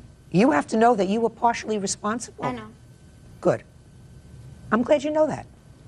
What responsibility do you believe, if any, that you have to compensate the plaintiff for the injury she sustained? Well, I think it was all an accident and that it could have been prevented, but I wasn't thinking at the time. Like, I apologized to her, and I really regret for what I did, but if I can take it back, I would. You didn't mean to hurt her, did you? No, ma'am. How long had your son been in that school? The beginning of September, the school. Did you just start that school? Yes. Yeah. Your Honor, they were in school 6 days when this happened. Yeah, a Okay, couple but of weeks. was this the first year that you were in that school? Yes, ma'am. You were just starting high school? Yes, ma'am. Okay, and as a result of that, you were expelled for 2 semesters. Yes, ma'am. That's his punishment. And you're back in the school now. Yes, ma'am. Sometimes when you fool around, one person gets injured more than another. That doesn't mean a lawsuit. Your case is dismissed. That's all. Thank Parties you, are Your Honor. excused. You may step out. Unfortunately, like Judge Judy said, someone got hurt. I've been struggling with this ever since it happened on September 11th. Horseplay, not the thing to do. Playing around is not playing around when somebody gets hurt as badly as she did. I'm very sorry that it happened. And now the next case. All parties in the matter of Henry versus Goss. Step forward, please. 23-year-old student Danielle Henry is suing her former roommate, 22-year-old waitress Nancy Goss, for damages to her apartment caused by Nancy's Chihuahua. Miss Henry, according to your complaint, the defendant became your roommate. She moved in with a dog. It's her boyfriend's dog, a little Chihuahua. I assume you're not roommates anymore, is that right? No, ma'am. And you claim that her dog destroyed your carpet. You want her to reimburse you for the carpet. She said you had a dog too, and the dogs were equally responsible for the damaged carpet. When did she move in with you, Miss Henry? It was in June 2001. And you have a dog? Yes, I do. What kind of a dog do you have? It's a Chihuahua as well. It's a 4-year-old Chihuahua, ma'am. And you were bringing your boyfriend's dog? Yes, ma'am, because of her Chihuahua. Okay, what kind of damage do you allege her dog did to your carpet? Her dog chewed a hole in her bedroom in which she already knew about and cleaned up and didn't tell me about. Chewed a hole? Yes, ma'am. I have pictures. Right. Pictures of the carpet, pictures of the dog, pictures of other damages the dog's done.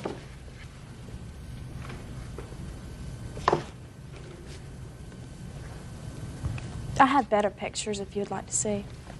I'm not interested in seeing all the doggy pictures, although they're adorable, but I'm really busy today.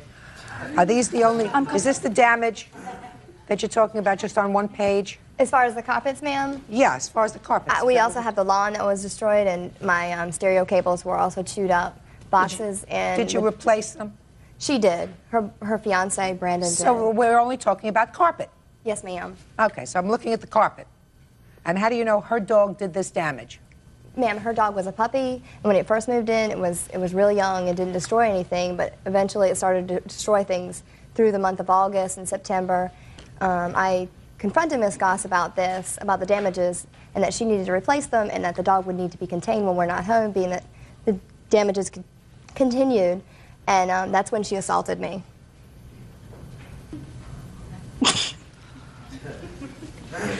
Did I ask a question there that she answered? I don't know if she ever really got to it. How do you know her dog did the damage instead of both of your dogs doing the damage? I lived in the apartment for a year before Miss Goss lived there, and there was no holes in the rugs ever, and my dog has never done anything as far as damages. I also lived in another apartment, which I got my full and complete deposit back, so my dog never destroyed anything there as well. Okay, did your dog eat up the carpet? No. Make little holes in the carpet? No, there's no way possible. I mean, it's just unreal. I mean, let's go back. Let's go back a second. All right. Of course, there's a way possible. Well, yeah. One of the holes that I saw in this book, in her scrapbook of dog, was in your bedroom. Yes, ma'am. When you moved into the bedroom, I assume there was not a hole in the carpet. Yes, ma'am. And when you moved out, there was a hole in the bedroom. Mm-hmm. Is that right? Yes, ma'am. Now, she must have at some point told you or had a discussion with you about the hole in the bedroom carpet. No. She never had a discussion with you about the hole in the bedroom carpet? Your Honor, that's a lie. No, it's not. Just a second. Yes, ma'am. Well, what was the argument about on September 10th? Me and my fiance just got back from uptown. She was in the kitchen. We recycled, and I came walking in, and she was like, Hercules chewed up my computer wires. And I'm like, well, Danielle, you know, if he did that, then I would replace them. And she kept on and on and on and on. I was like, Danielle, leave it alone. No. Just a second. Listen to me. She said that your dog destroyed the computer, chewed the computer wires, and you said, my boyfriend will replace them. So I assume you knew that it was true, because when you have a little dog, that's what I have, you see where their favorite spots are to go. So you've probably seen your dog chewing on wires. Right. Wires, not carpet. So you probably knew that your dog did that kind of damage. Then you said she went on and on and on and on and on. I want to know what the on and on and on and on was. That's the important part. You need to lock up Hercules. Okay. Didn't ask. If she would have asked, it would have been fine. But she did not ask. She is very demanding. That's how she wants it done. It's her way or no way. Okay. All now, she has to do is ask. Was this the first time she had asked you or told you that your dog had destroyed something in the house? No. No.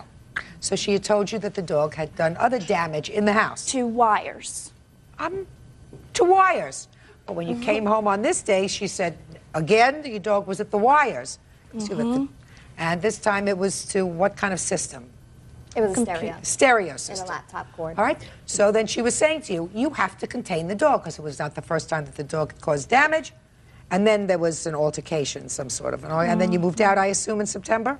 Yes, ma'am. Okay. And did you get any sort of an estimate on putting a patch there? Yes, ma'am. And what was it? Oh, I'm sorry, not as far as a patch. Miss Goss tried to patch the carpet, in which she spoke with the landlord about that. And so when that wouldn't work, that's when she decided that it could have been either dog. Oh, so you May I did. say something? Just a second. Yes, ma'am. Hold I it. have it in her letter. Hold it. I have it in her letter, ma'am. So you knew about the carpet, Miss Goss, and you spoke to the landlord about patching it? Okay, this is the situation. Just None answer of the my carpet. question. Just answer my question. You knew about the carpet and you discussed with the landlord About patching it. about patching Yes. it. And did you try to patch it? He said that the landlord's wife, said that Danielle preferred to have new carpet while staying there. I asked him again. I said, can we patch it? He said it can be done, but I'd rather not. Not patch it? Not patch it. Then you got to replace it. Period. I mean, I know what we're doing here.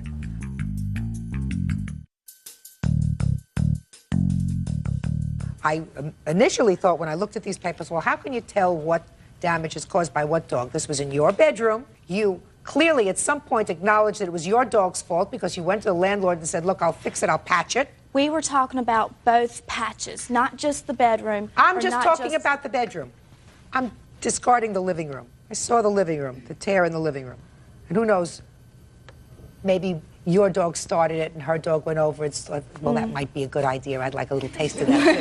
That's a possibility, but certainly not in your bedroom. What's the cost of the new carpeting in her bedroom, former bedroom only? The landlord just gave us the estimate for the complete and full bedroom, living room. The It's all one whole rug. apartment is being replaced. No, that's, well, with she's the not going to pay for that. 677. She's not going to pay for that. How large is your bedroom?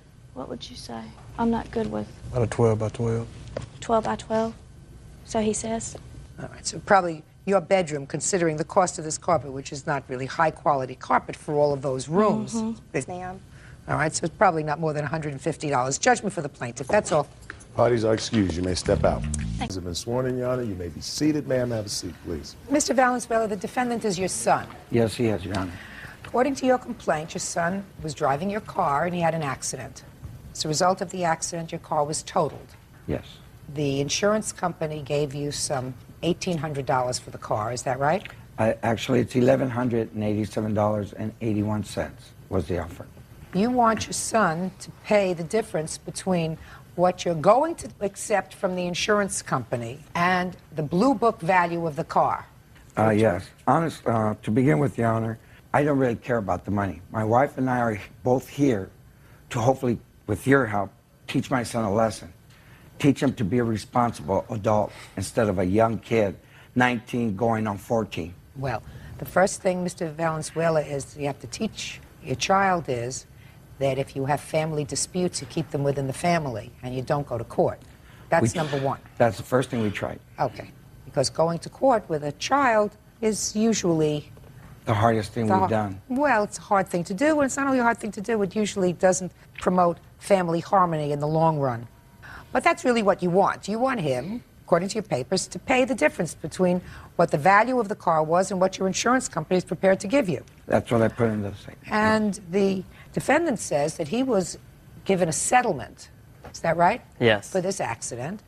And after he finished paying the attorney's fees and the fees to the doctor that probably the lawyer sent you to, is that right? Mm-hmm. Yes, very much so. Just pay attention. After you finished paying the lawyer and after you finished paying the chiropractor that he probably sent you to, he sent you to a chiropractor? Yes. How did I know that? You the boss, applesauce? Yeah. That you got $1,600 for your pain and suffering, and it's your pain and suffering, and your father should not be entitled to any of that. That's your defense, right? Mm-hmm. Yes. Tell me about the accident, sir. When did you have this accident? January 28th, 2000. Okay. And I asked to borrow my father's car to go pick up one of my friends. And I was going along and I was driving, and this guy just pulled out in front of me and made me swerve out of the way, and I ended up hitting one of the power poles or whatever there. And then, what company did you settle with? Your father's insurance company or the other car's insurance company? they had the same insurance company, actually. Well, who did you sue? His insurance company, I guess. I'm guessing. asking you, sir. His insurance company. The other person's Yes, insurance yes. company. And the other person's insurance settled with you. Yes. For pain and suffering I endured.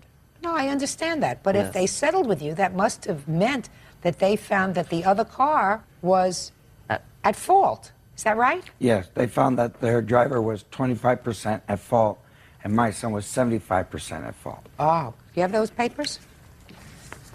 What percent? This is the police report, and here's the liability right there. I don't know anything about those percents. You don't know anything about anything. Like I said, Your You had a Honor, lot of pain and suffering. I want you to tell me all about your pain and suffering. First, I want you to tell me, after this happened, when did your pain and suffering start? The next morning I had whiplash in the neck. Tell me all about it. When I woke up, my neck was just like, I couldn't even really move at all. Like it was hard for me to move. Like every movement was pain for me. So, and then, and how old were you at the time? 18. What were you doing at the time? Were you working, going to school? Oh, I was a student. You were a student? Yeah, high school Where? student. Cal Poly Pomona. I was going to Apple Valley High School. No, don't look at him. Look at me. Look at me. So Okay, you were I was going to Apple Valley High school. School. I was a high school student the date of the accident. And the pain that I endured... Did you go to school the following week? Yes, I think so. I'm not. When did you go to see a lawyer? I'm not sure. Try to think. Within the week or so? Approximately about 3 to 4 weeks after that. And how many visits to the doctor did he have between the time of the accident and the time you went to see a lawyer? About 3 or 4 times. Before you went to the lawyer? Yes. Did you graduate from high school? Yes, with honors. Perfect, which means that you didn't miss too much school because of all of this pain and suffering, right? No. Mr. Valenzuela, Yes. Mercury Insurance, I gather, insures both you and the other car. Yes, Is that they do, right? Your Honor. Well, Mercury Insurance Company did pay him in settlement to settle a claim for what they perceive to be his pain and suffering. You are not entitled to that. Okay. According to him, he got a net check of $1,600. Neck and back. Oh, I feel so sorry for you. The accident was mostly your fault. What do you want me to do? Throw you a party? A pity party? He pulled out in front of me. If you weren't going so fast, sir, you wouldn't have hit a pole. You're supposed to drive defensively. You're supposed to be able to stop on a dime. I saved his life by not hitting him. I'm not going behind what they found. This was your insurance company and their insurance company. You had the same insurance company. They found that you were 75% at fault. You were 75% at fault in causing the accident. And now I don't know whether they checked skid marks or whether they checked your odometer. I don't know what they did. But that's what they found. So if you were injured because you were going too fast in a car, and you must have been going pretty fast if you totaled the car, then that's what happens. Then you get a backache and a neck ache. What do you want me to do? Cry for you? You look pretty healthy to me. Real cases, real people. Judge Judy. Danny Valenzuela says his son, Danny Valenzuela Jr., needs to be responsible for totaling his car. Danny Sr. claims his son has received a settlement for the accident and refuses to hand over any money. What are you doing now? Working. What kind of work are you doing now, Mr. Valenzuela? Sales. What kind of sales? Sporting goods store. What kind of things are you selling? Basketballs, tents, you know. Things that you have to move around a little bit? Yeah. Yeah. So clearly you are not totally incapacitated, right? As a result of this pain and suffering brought on mostly by yourself? Yeah, I guess so. Yeah, right. Sir, if you have an 18-year-old child and you let him drive your car, Yes. you have to either have a lot of insurance or you don't let him drive your car. Yes. The That's thing what where we started with this, though, was when he had the accident, I got him to the doctor and everything. During the next 2 weeks, he goes, Dad, I feel really bad about it. What I'm going to do is make it up to you and Mom. Whatever I get from the insurance, I'm going to make up the difference. I'm working. I'll pay you guys back for the car. Don't worry about it. Everything will be fine. I said, you sure? I was really, I was impressed. My son's being responsible. 2 years later, he finally gets a settlement. I call him and said, hey, you got a letter here. He reads it, goes, I'm going to sign, settle. Saturday comes, he gets a check. I call him again. I paid him. I said, you got your check? Comes home, says, I'll be right back. That was the end of September. The first time I seen him since then. What happened? Shh. What happened? Well, I got the check. Yeah. Please. So I'm asking you. I really can't say. Oh, yes, you can. That's why you're here. Well, this was money coming to my personal injury. This was a settlement for pain and suffering I endured. Listen! But for the fact that you were out and your father let you borrow his car, you would not have been in a position to hurt yourself or to destroy his car. He didn't have anything to do with it but say, okay, you can borrow my car. Right? Not his fault. Most of this accident was caused by your negligence. And all your father is saying to you, hey, stop touching your nose and look at me. All your father is asking you to do is to be responsible. Because you said to him, I feel terrible about what happened to your car, and whatever it is, I'm going to make it up to you. Whether it's from the insurance settlement if I get one, or from a job that I have, whatever. I'm sorry someone else made me crash your car. That's what I'm sorry for. Mr. Valenzuela, you ain't getting it. Are you just thick? Your father and your mother are home. But for the fact that you were out in their car, they would have their car. Now, whether you feel a moral obligation, which you probably should, I'm sure your parents are hardworking people, just from a moral perspective, if you said to them, I want to make it up to you, which was the right thing to do, and then a couple of years go by, and you say, well, now I got the check, forget about my moral obligation. All he wants you to do is to be a man. Exactly. I don't have $5,000 to just... Here, there's no way. No. If you got a check and the whole check you got from them was $1,600, father's not looking for $5,000. Maybe what he puts here, but wasn't even your agreement with him. That's not even what you said to him. You said to him, "I'll give you the money when I settle with the insurance company." Isn't that what you said to him? Yeah. So why didn't you do that? Because I think that whole check I deserved for myself. I think my neck and back pains was something I went through. He didn't go through that. I was in pain. You caused it. But I was in pain, though. I was in pain. Just a second. You caused yourself to be in pain. So then I caused myself to have that check. Oh. I don't think you're going to get through. What? I'm not going to get through. Now you see, that's what we go through. No, Mr. Valenzuela, you're not going to get through to him. Either he just decided that he's going to stonewall me, or he's pretty stupid. I don't know which one. Actually, he's a very smart, charismatic young man. Listen, But let me tell you something he's about just not growing charismatic. up. Let me tell you about First nice thing charismatic. he said He to me doesn't do a once. thing for me. He doesn't do a thing for me. Because right now I'm not sure whether he's a wise guy or just plain dumb. Because the last comment that he made to me, if I caused the accident, then I should get the insurance money. Isn't that what he said? Something like that? That's what he said. If I caused the accident, I should get the insurance. What? He earned it. He earned it. He earned it. He earned it. Bird would ordinarily be on the side of a teenager. Bird likes teenagers. He really is all for teenagers. He thinks they're all terrific. And me, I'm not so sure.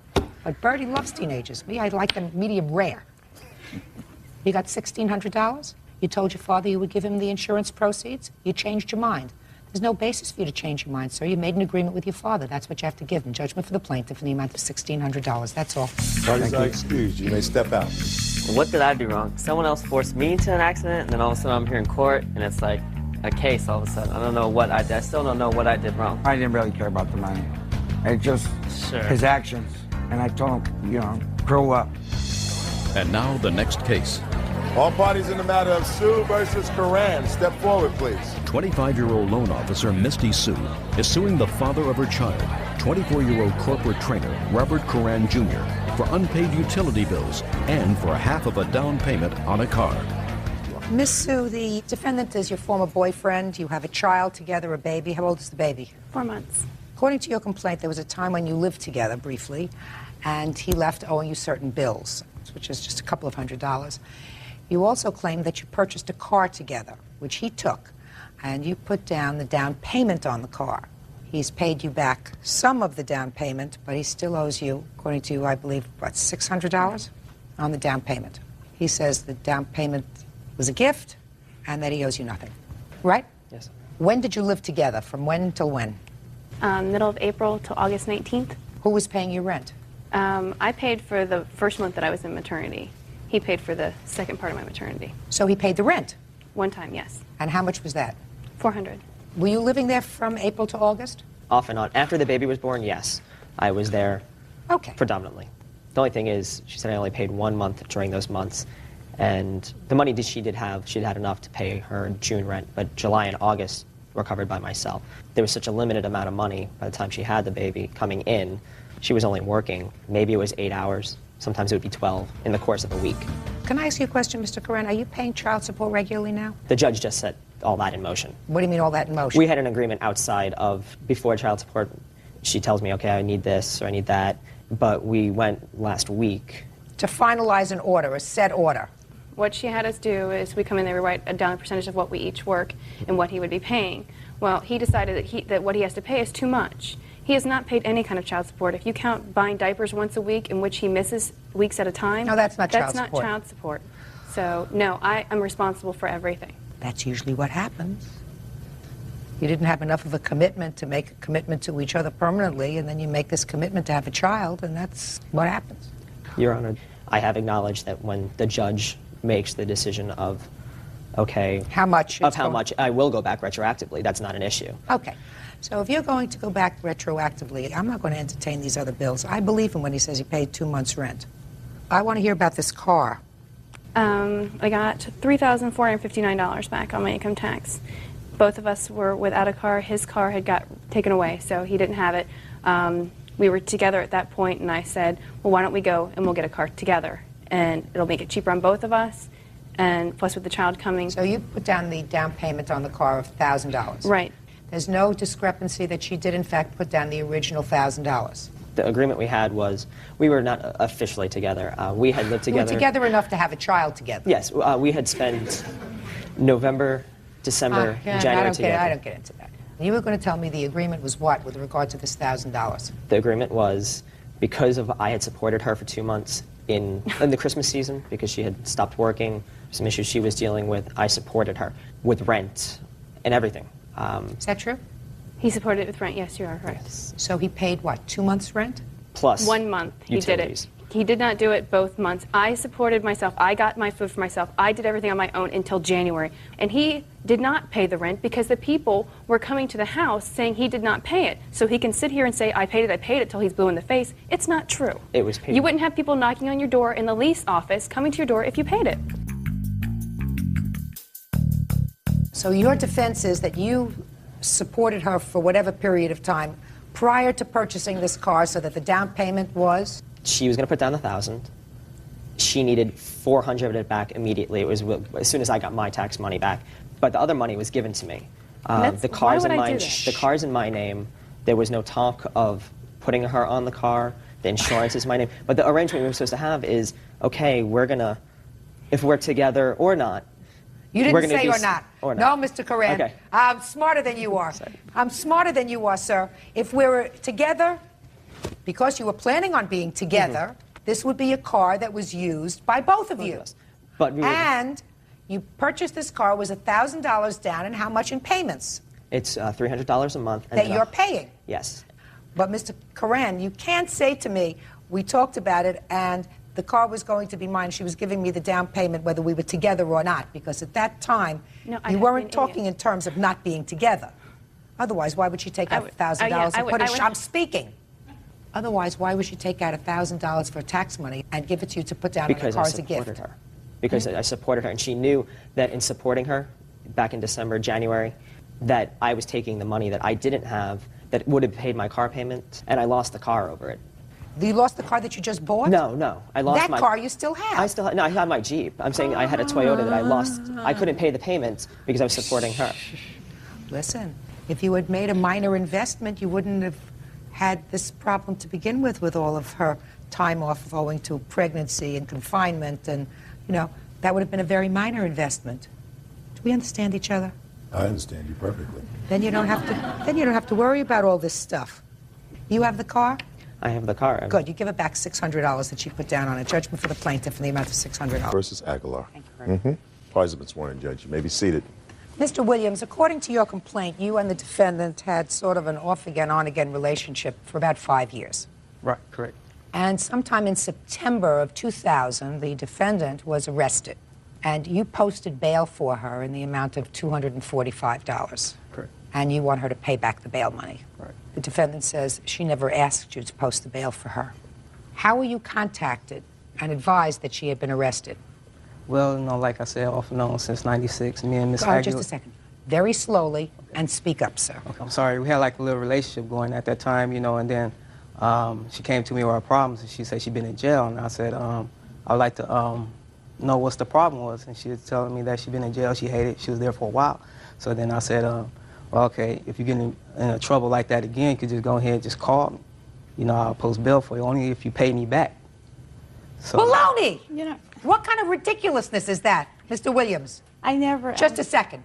Mr. Williams, if you're going to tell me the truth, you can't give me a baloney story. Well, according to the story you just gave me, you were in a relationship, she told you she had been in trouble before, she told you she had been in jail before, and you said to her, and she wasn't in jail at the time, you were sitting talking in your living room. If you ever get into trouble like that again, you call me and tell me, and I will post bail for you as long as you pay me back. Prior before that, yes. Mr. Williams. No, I'm sorry. I said I'll post, her bail. No, I'll bail her out of jail if she get in a problem like that again. Prior before that, her friend called me telling me that she was in jail. Just a minute. Let's get the time she was arrested, Mr. Williams. She was arrested. Who called you? Her friend, Alexis. What did her friend say to you? Well, she told me that Jennifer was in jail and she wanted me to post bail for her. For Jennifer? Right. And you said? And I said, only if she paid me back. And she said, yes, she would pay me back. She would come to work the next day and give me the money. So I was like, okay, cool. So you went and you posted bail? Posted her bail. Right. When was the next time you saw her? Next time I seen her was in 2000. I think it was in July when she was pregnant with my baby. That's what she said. So you didn't see her the next day? No. Or the day after that? No. Or the month after that? No. You didn't see her for 10 months, right? No. The next time I seen her, I just heard that she was pregnant with my baby. So. And how did that come about? She was pregnant at this time, and like I said, we had an on and off relationship. So the next time you saw her, you found out that she had just had a baby? Right. And she don't let me see her or nothing like that. Your Honor, that's just a lie. All right, so now you want your bail money back. Not just that, but I want visitation rights. I want to see, Zarnick. I only seen her only 4 times throughout all of this. All right, well, I'll get to that in a second. 2000. Alexis asked him to post bail for you. What were you incarcerated for? In September 2000, I had a domestic violence case, which then I had a warrant at the same time. You were arrested for domestic violence and another warrant dropped on you? Correct. Domestic violence involving who? My other partner, which was Alma. Who? It's another female. Now, who is Alexis? Well, Alexis is Alma. It's the same person. So Alexis complained that you had assaulted her, and after you were taken away and arrested, Alexis called him and asked him to bail you out. Apparently that's the way it happened. I didn't know that she was going to go look for him and tell him that I was in jail. I was in jail. I ended up getting posted out, which was great. And then you never asked Alexis, how did your bail get posted? No. No, answer me honestly. Shh. Mr. Williams. At that time, at the time that I got bailed, I was speaking to my mom on the phone and stuff to see if they could get me out. I was under the circumstances that I wasn't going to get out, so I thought I was going to stay in there until I seen the magistrate. Miss Aguilar, I want you to pay careful attention to my question. When you get bailed out, you see Alexis. A natural question is, did you post the bail for me? That would be what a normal person would say. You're not an abnormal person, are you? No. So you would say, who posted the bail for me? And Alexis told you who posted the bail for you. Yes, she did. Of course. And what did she say? She told me that she had gotten a hold of Dontriel and that he had offered to get me out of jail. Okay. Fine. That's honest. Yes. Don't give me baloney about calling your mother and asking your mother and you don't know. That's an honest scenario of what happens. Correct. You get out, you say, who posted this bail? Who sprung me? Correct. Alexis said, he did. Correct. Now, you were pregnant when you went to jail? At that time in September, I didn't know that I was pregnant. I didn't ask you whether you didn't know. I asked you, were you pregnant at that time? Yes, I was. And you've had a child? Yes, I have. A boy or a girl? A girl. She's 9 months now. Now, there came a time, according to the papers that I read, that you contacted Mr. Williams and told him that it was his child. Yes. Why did you do that? Because I should have done it earlier, but at the time before I had her, I wasn't sure with myself if I was going to be able to raise her right, so I wasn't sure of keeping her. So you decided not to tell him? Exactly. Now, 3 months after I had her, we met. I let him know that he can see her anytime. I've given him that opportunity. No, that's not correct. correct. It worked. He's seen her a few times, and then supposedly his stepdad told him that it was all about the money, that the baby wasn't his or something. And so then at that time, he verbally gave up his rights to her. And then he asked for a blood test. Verbally? How verbally did he give up his rights to her? He didn't believe it was his, and he didn't want nothing to do with her. No. Time, He asked for a blood test. Right. Okay. My partner and him went to the place to go get a blood test done. They couldn't get the baby her poke very well. She was still little, and it's hard to get pokes on babies. So they stopped it. They didn't pursue it. I then told him, if she comes back negative and she's not his, I'll pay for it. Real cases, real people. Judge Judy. Dontrell Williams says ex-girlfriend Jennifer Aguilar owes for an unpaid loan for bail. All right, Mr. Williams, with regard to your lawsuit, you never had an agreement with the defendant to pay you back the money for bail. Your agreement, if there was any agreement, and I don't think there was with this Alexis person. In order for there to be a debt created, you have to have an arrangement with the person who you claim owes you the money. You had no agreement with her, so I can't give you your $245 back. If Alexis promised to pay you back the money, go after Alexis. And Alexis may then, I'm speaking, and Alexis may then go after the defendant. But you never had an agreement with her to pay you back. So that takes care of that. But I'm going to give you some advice now. If you are legitimately interested in pursuing a relationship as the father of this child, then what you do is you have to go to court and you file a petition to be legally declared the father of this child, and you ask for a blood test. I was trying to do that, but she would never give me the opportunity. She doesn't give you the opportunity, sir. She never let me see the girl. So. No, Mr. Williams, you're fighting me, sir. I'm telling you that in order to establish rights, your right under the law, you have to go to court and be legally declared the father of the child. You're fading off, sir. Okay. Pay attention to me. This is the most expensive advice you're going to get for free. Do you understand? Yes. You go to court. They will direct a blood test. You will have to pay for the blood test. She will be ordered to produce the child for the blood test. That will establish once and for all whether or not you are the father of this child. Sorry.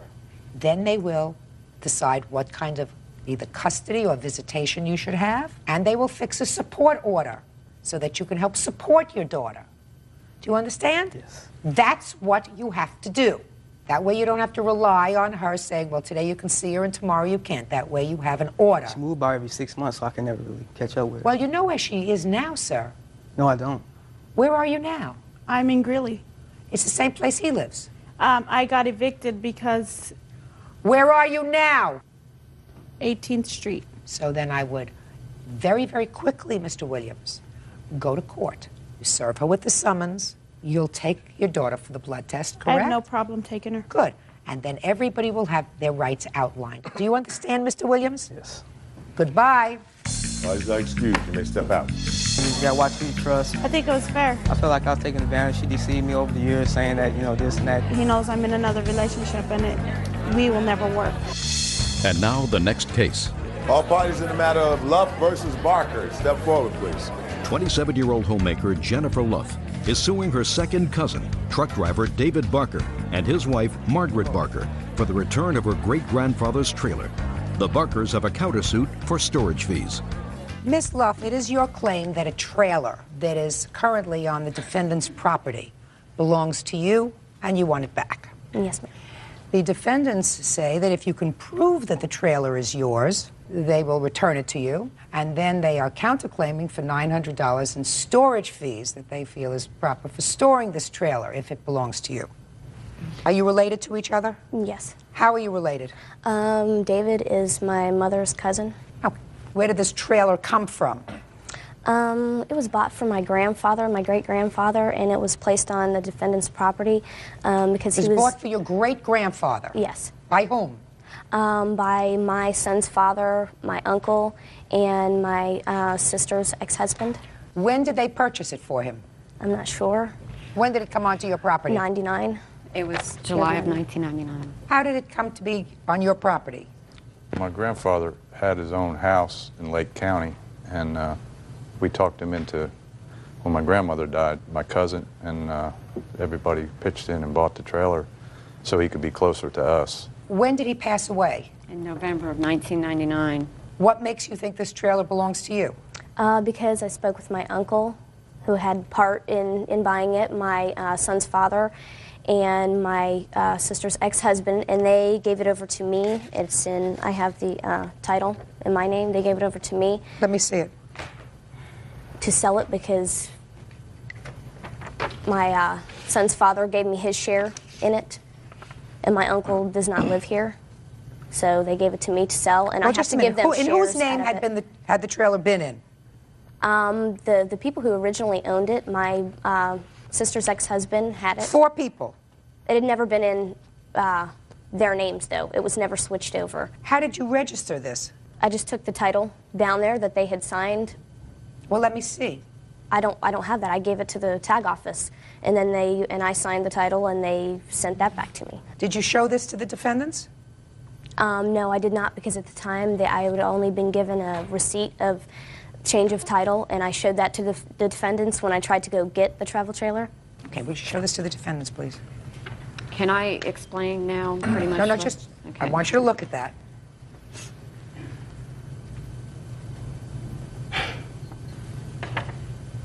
Okay. So this clearly is a deed to that trailer. I guess so. Okay. Now, we so were now never I'll let showed you, that. Now tell me. Okay, pretty much what happened was, like she said, the trailer. We moved the trailer on our property of July of 1999. Grandpa passed away of November of 1999.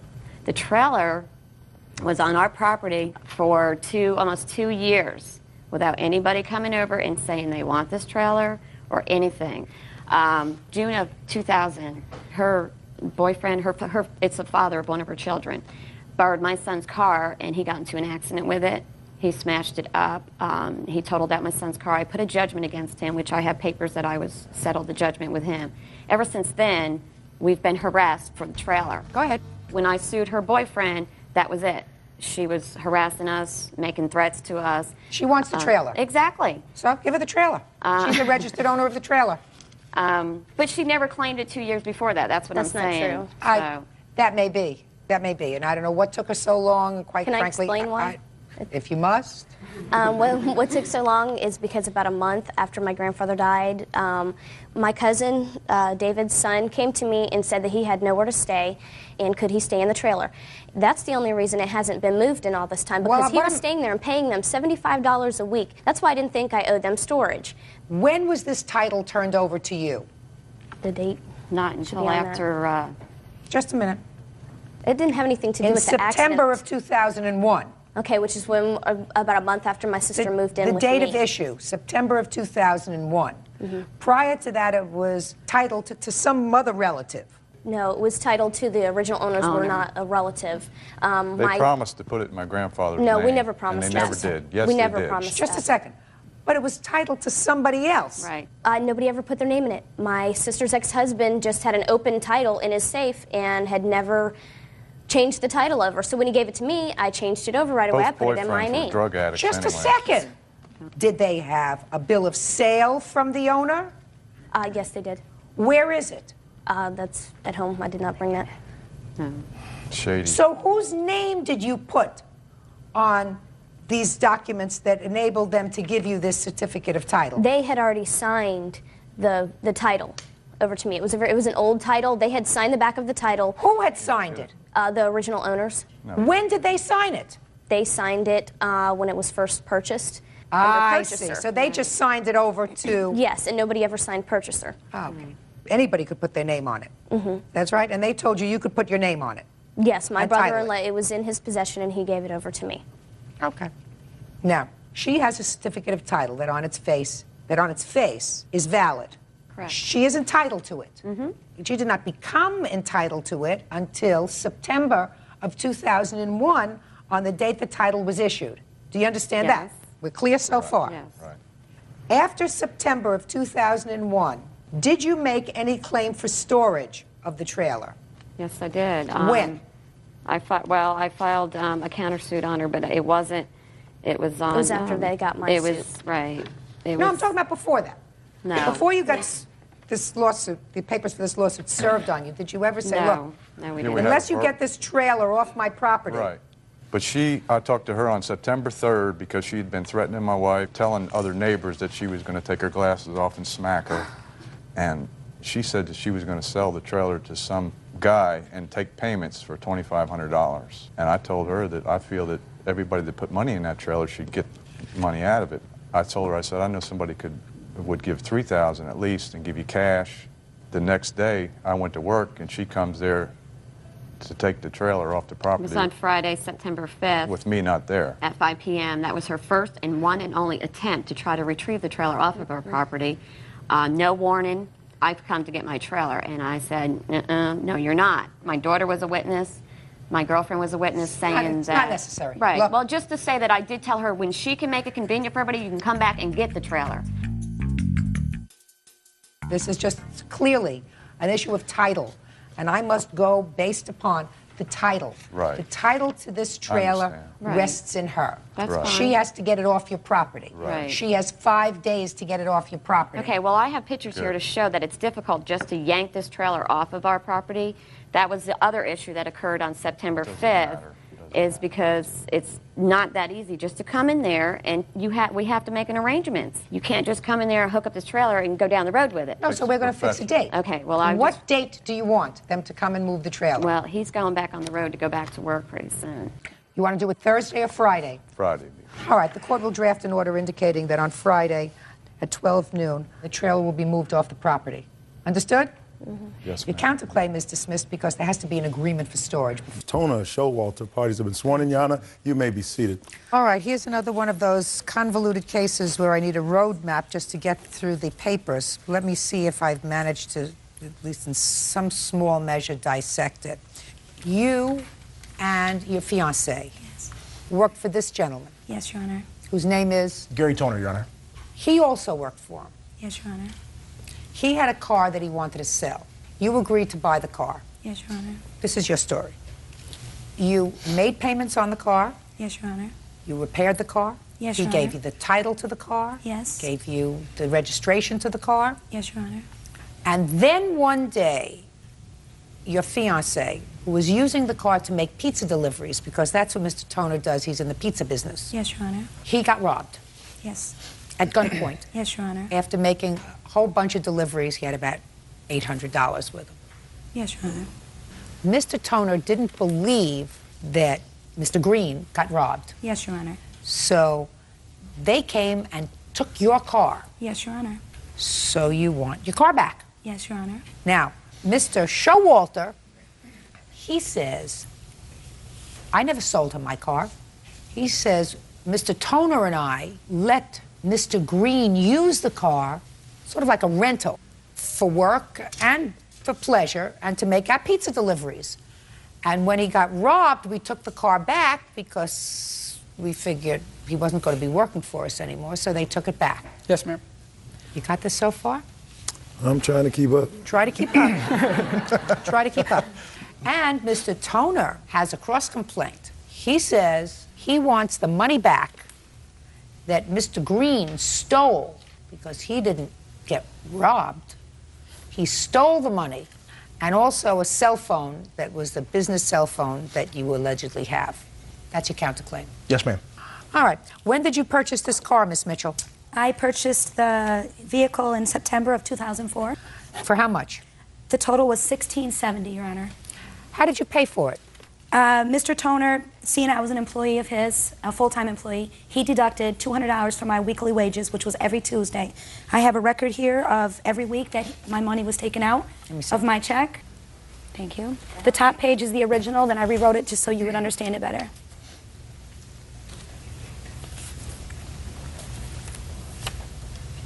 Well, this says cash payment. Your Honor, it was off the books. While I was with Mr. Toner for 3 years, I was paid off the books. That's just how things It's were not done. totally true, Your Honor. It's not what? Not totally true, Your Honor. It's enough true so that the IRS is going to be interested in this case. Everybody perk up. Perk up, perk up. Off this. You know something? If I keep going along like this, Bert, I'm going to balance the budget.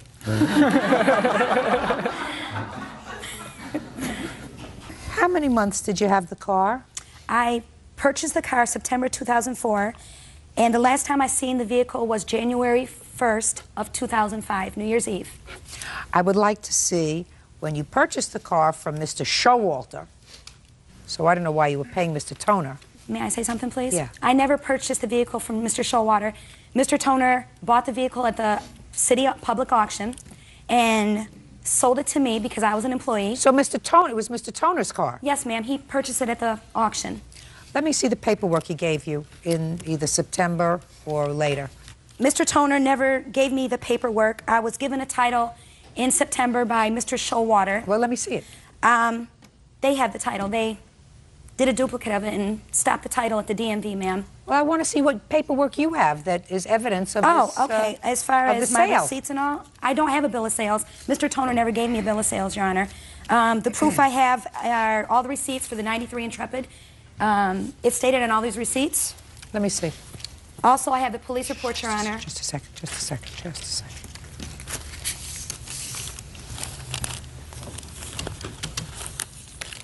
So I have parts for the car. There's also a receipt in there, Your Honor. And then you had the windows tinted? Brake pads. Well, why would they make all these repairs on a car that they didn't own? The arrangement that apparently they had with Mr. Showalter was they would maintain the vehicle. He's using it, making a lot of money with it, and he'd maintain the vehicle. Well, didn't he work for you? Yes. You paid him? Yes. How much? Oh, God, depending on how many deliveries he took, maybe $100 a day. I thought the car didn't belong to Mr. Showalter. I thought the car belonged to you. No, I purchased the vehicle from an auction, and I then sold it to Mr. Showalter. Can I see the title to the car, please? You say in your complaint, madam, that Mr. Showalter gave you the title to the car, signed it, and sent it to the Department of Motor Vehicles. Tim signed it, and yes, we did send it to DMV. Why didn't you get a copy of that? Where is it? It never came back in the mail, Your Honor, and I do have Mr. Showalter on tape stating that they pulled a flim-flam on us, that they... Oh, well, I'd love to hear that he pulled a flim-flam. May I play it? Sure. Legit. Okay? Gary went behind my back and ordered a new title. All right, he told me that you did all of that. He ordered the new title, had it sent in, okay? Told me he was going to take the car on you. I said, I don't want no part of it because me and you were down. Oh, no, but he the one said that you the one planned everything. Had the car moved, took it off the lot. Why would I take the car from you? I didn't care. If you got robbed or anything from the pizzeria, why would I care? Why would I take was going to get another title? He said he ordered a title, he was going to take your car. I said, Gary, you can't. Everything's in my name. He goes, I got ways to do everything. Yeah, and I know because the car was paid in full, you know what I'm saying? Just a second. Explain yourself. I told her whatever she wanted to hear. I'm tired of conflicts. No, listen. No. You hear the groans out there? They're not supposed to do that. They're not supposed to do that. I told her whatever she wanted to hear. Every time she calls me, I go into her place of business, she threatens me, just to get her off my back. So I told her what she wanted to hear. Listen to me. Not only is he going to get into trouble with the IRS for paying people off the books, but you're going to get into trouble for lying to me. I'm not lying, Your Honor. Sure you are. Judge Judy continues in a moment. What does that mean if you still have any money outstanding? Paying for the car. He was behind insurance at that point by 1 month. You know that you thought of that very, very fast, sir, but you No, already sir. put No, but no, you no, already Your Honor, that's but you the truth. already put your foot in your mouth. And later today, her boyfriend had called and threatened my life and threatened my family's This life. boyfriend? I don't know who it is. I've never seen him. This is probably the boyfriend. You the boyfriend? Just a friend. Just a friend. real cases, real people. Judge Judy. Sharice Mitchell and her boyfriend Timothy Green II claim their former employer, Gary Toner, and his friend David Showalter Jr. hope for the return of a '93 Dodge Intrepid. Gary says he fired Timothy because he faked a robbery. You had a conversation with him, and you pretty much apologized to him because your boss did the wrong thing. No, I did order another title because I was afraid I'd get screwed over. I was never getting my money on time for anything. I was tired of... What does that mean, you weren't getting your money on time? What does that mean, Mr. Showalter? We had an arrangement. I was supposed to have the money on the 1st. I was never Just a second. You weren't getting your money on time for what? The payments for the insurance and the car payment for renting it. Not renting it. That's not what you said. That's not what you said. You said, I was afraid I was going to not get my money on time. I was afraid I was going to get screwed. Can I explain how this unfolded? Do I need to hear it? Yes. No, I don't need to hear it. I think that what you did was you think that he planned a robbery, concocted a story about a robbery to steal the money that he collected for pizza deliveries on December 31st. That's right. And you knew you weren't going to get your money back. You knew you weren't going to get your money from him because you really had no way of proving that he staged this robbery. He agreed to pay it back. Before or after you took his car? After the car was removed. And that's how it unfolded. So you took his car, and it was his car. Now we're going to get to your counterclaim. Tell me about...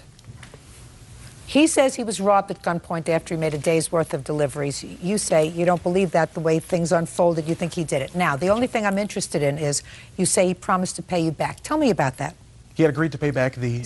Tell me where it happened, when it happened, and what the discussion was. It happened on the 31st, December, New Year's Eve. And I received a call at my house, probably midnight or so, saying that the store manager called me and said that he was robbed.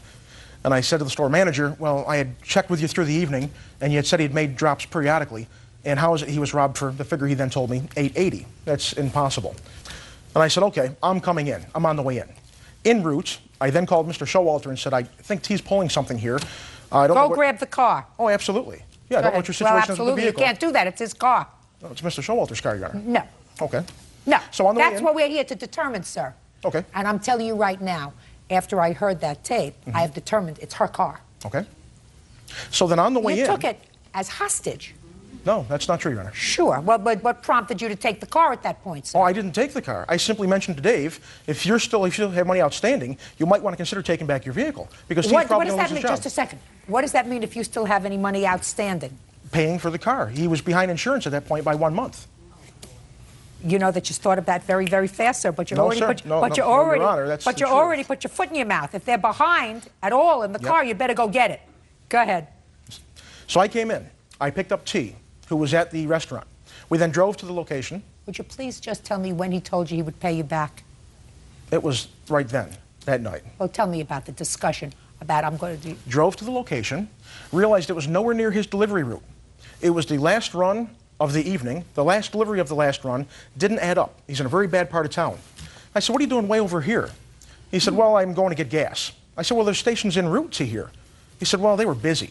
I said, well, what happened? Why'd you get out of the car with all this money in your pocket? He said, people threw eggs at my car and I went out to fight them. Yeah, and? Yeah. So I told him, it doesn't make sense. We got back to the pizzeria. At that point, David Showalter had removed his car. And T said, where's the car? And I said, the car is removed. And you're fired because I don't believe you. Okay. So then a conversation unfolded in the back room where he said, I'm sorry, I'll pay you back. I said, why don't you just tell me the truth? Just tell me you staged it. Tell me you pocketed the money. Because I've had problems with T. Just a second. So what did he say? He'd pay back the money. Is that what you told him? No. What did you tell him? He said I wasn't going to get the car back unless I pay back the money. I ended up working 2 days for free. It's not true, Your Honor. Did you say to him at that point in the back room, all right, I'll pay you back the money? Yes, because he told me I couldn't get the car back unless I paid back the money. True, Your Honor. I believe you. I believe you. I believe you. Don't believe you? Don't believe you. Okay. Where's the car now? Do not know, Your Honor. It was robbed. Have the police report? Let me see it, please.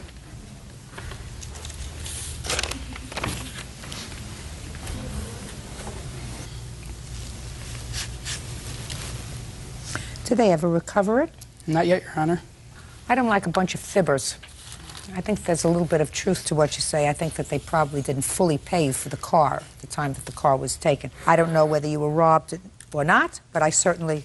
Excuse me, I do have a police report for the robbery, Your Honor. It's okay. Did they find anybody? No, Your Honor. It just is his statement that he was robbed. Yes, Your Honor. Okay. It also made the newspaper. It's crime infested there, where the pizzeria is. So. And it's also more on Listen, the tape. Mr. Toner is skeptical about people telling him the truth. He's skeptical about people being shortcut artists, right? Absolutely. There's a bit of history as well with T. Well, are you a shortcut artist, Mr. Toner? Real cases, real people. Judge Judy.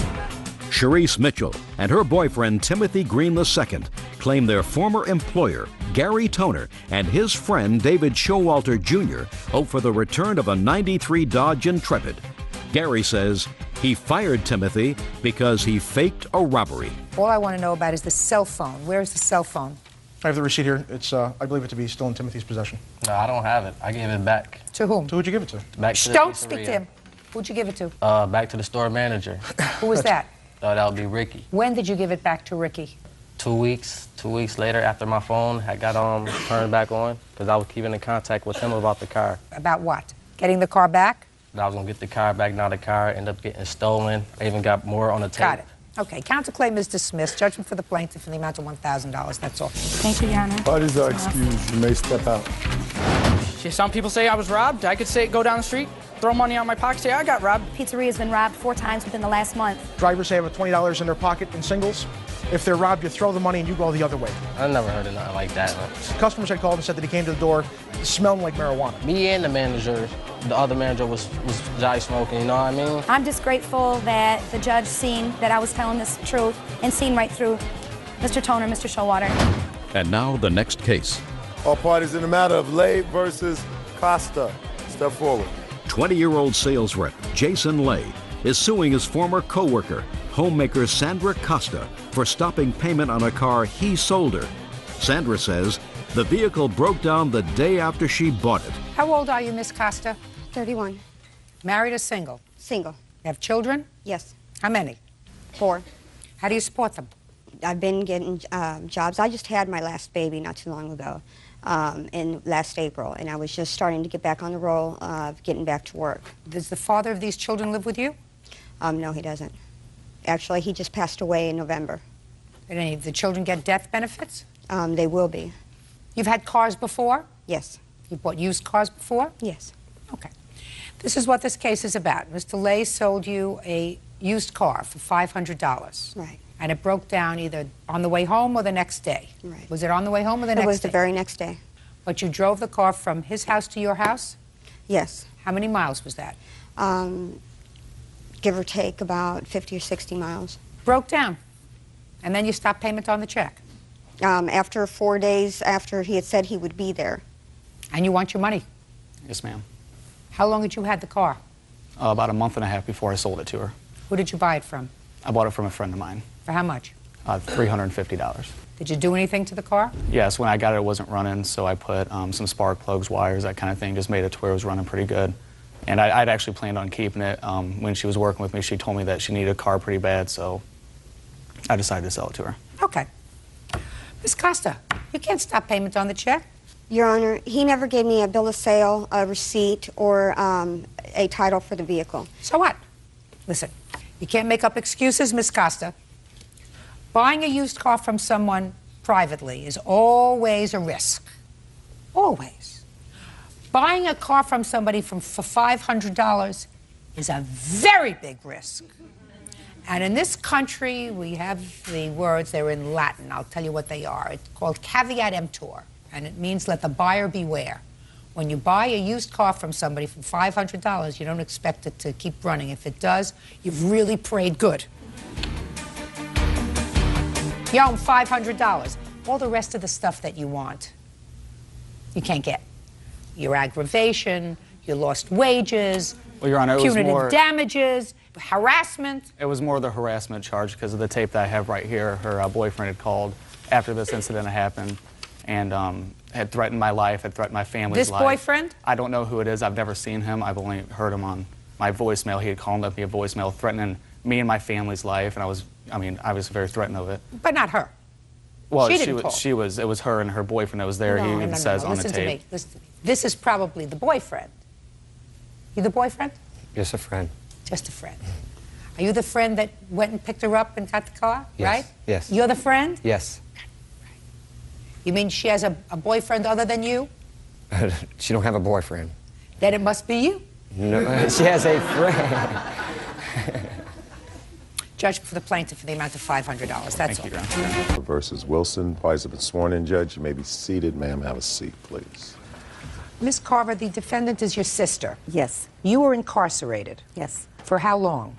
Probably a year and a half. And then you were released to a halfway house. Yes. From what I gather, you and your sister had been sort of estranged for a while you were in jail, and you discussed with your sister moving to Colorado, her moving to Colorado, and getting an apartment or a house together and sort of building a life together. Yes. And she did. She relocated. You were in the halfway house. You found an apartment together, signed a lease together. And then something happened and you were not released from the halfway house. Correct. You believe it was something that your sister had told your probation officer, but in any event, your sister, you say, forced you to pay. Yes, she did. Your half of the lease. Yes. Even though you weren't living there. Right. And that's what your lawsuit is about. Yes, it is.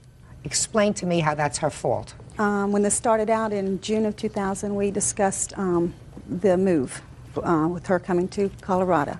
And I paid the money for the house. And she came shortly after. I had like one weekend there with her, 4 hours each day. And you were allowed out of the halfway house 4 hours a day? And that particular weekend, we had an argument, and I told her she was not going to be able to smoke her marijuana because I was on provisions that where I could not be around drugs at all because my problems were drug-related in the past.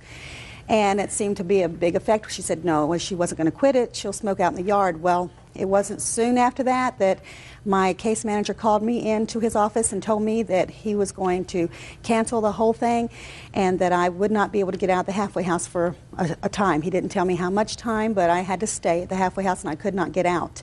So I was crying and very upset, and I said, well, okay, then I can't get out. There's nothing I can do. Can you get a roommate? And she said, yeah, sure, I'll get a roommate. And then shortly after that, my case manager called me in again and told me that I had to pay half of the rent. And I called her back and asked her, why? Why is this? I thought she was going to get a roommate. She told me she would, and she wouldn't even talk. She was just really nasty to me on the phone.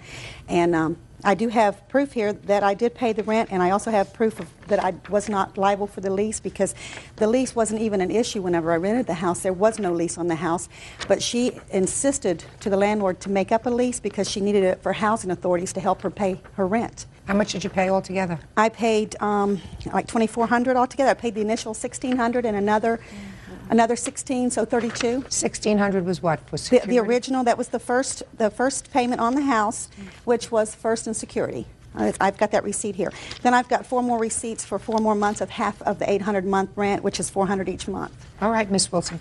I want you to tell me only what happened as a result of your sister telling you she could no longer come to live with you because she wasn't going to be released. So that was beyond her control. Well, I've got emails that shows our correspondence, and she told me that I told her she needed to find me a roommate if she couldn't live with me, and I gave her the... She doesn't have to find you a roommate. Why couldn't you find your own roommate? Why wouldn't you want to find your own roommate? Well, because I had health problems, and it was very complicated. Also, we mentioned the... and I did smoke pot at the time. I do no longer do that. That was stupid, and I don't want to be a bad influence on my daughter. So, who else lives in the house? Just me and my daughter. My son was there at the time. And how old is your son? My son is now 17. So that there were 3 of you and 1 of your sister. Right. Why should she pay half the rent if she's only 1 person? Because she agreed to. When I came out, we had a limited amount that we were living on, $512 a month. And I told her this is what I could afford to pay every month. She could have found a cheaper place. I couldn't even get housing authority to okay this house because it was so bad. The floors were caving through. There was cracks in the wall. I fell through the steps and hurt myself. I couldn't get housing to okay it.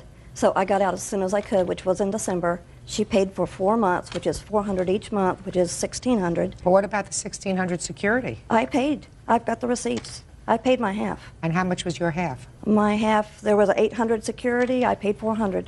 And $400 for the first. So it was the first and last. And I paid the deposit myself. She didn't pay any of the deposit. I've got a receipt that I paid the first and last right here right. from the landlord. And I've got a receipt that shows I paid her back for my half. Okay. I have this and this from the landlord. And I've got the lease in her name that she signed before I got here. What efforts did you make to find a roommate? To be honest, I didn't, because the house was so run down. And But you did not? I didn't. Okay, can I see the receipt that you gave her for the $800? It's all stapled in a pile, and I got the emails too, and I highlighted the parts that I was talking about. And they turned her down to get out because they told me she was a flight risk, because I called them myself. That's not true. Doesn't make it. She wasn't released. That's correct. So there was an impossibility of performance of her for the contract. The whole deal with her was to get a place that housing would okay so that I could get their help, and they would not help me with this house. Otherwise, I wouldn't have made her liable if I could have gotten Do you have help. anything from housing that says that the house was inappropriate? No, because they gave me, it says that the windows have to be secure, that you have to have fire alarms, that the floors have to be... Because the landlord suggests that you lost your security deposit because the house was left a wreck. Yes. No, I cleaned the house. No, the landlord suggests that you lost your security deposit, and I assume you didn't sue the landlord for your security deposit back. Yeah, I'd only paid $200, so no, I didn't. You only paid $200? Yes. I paid $800. Well, she paid $800. No, we paid first and last. That wasn't a security. I mean, he might have worded it that way, but when I gave him notice, he used that last $800 for my last month's rent. I understand that. He may have used it, but that was her money. Well, yeah, it was half her money. Real cases, real people.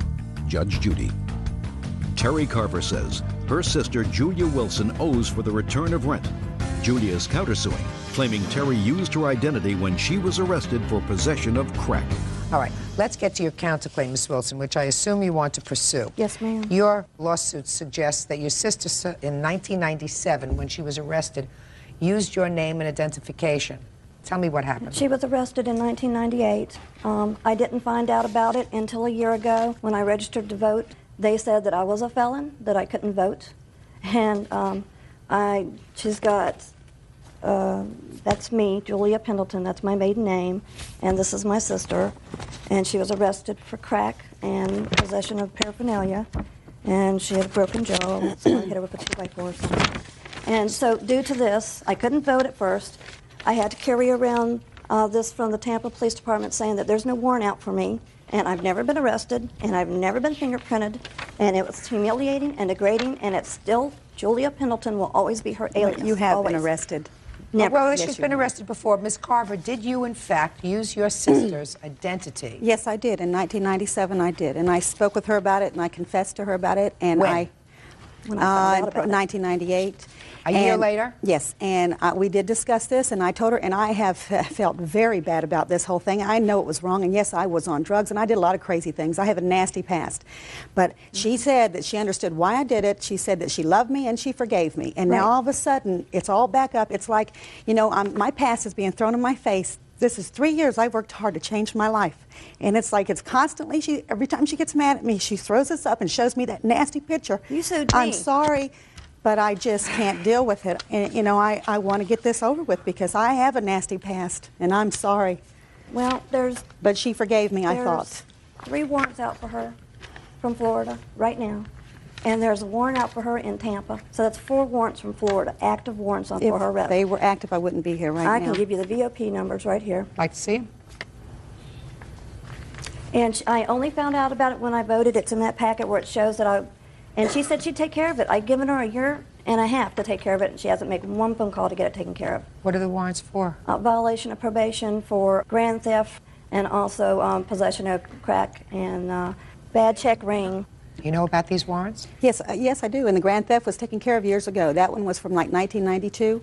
And the others? The others were taken care of. The violation of probation was still active as far as I knew, but then my parole officer now said that there was nothing on the NCIC against me right now. Otherwise, they would not have allowed me to come here today. No, they just wouldn't have extradited you because you're not worth it.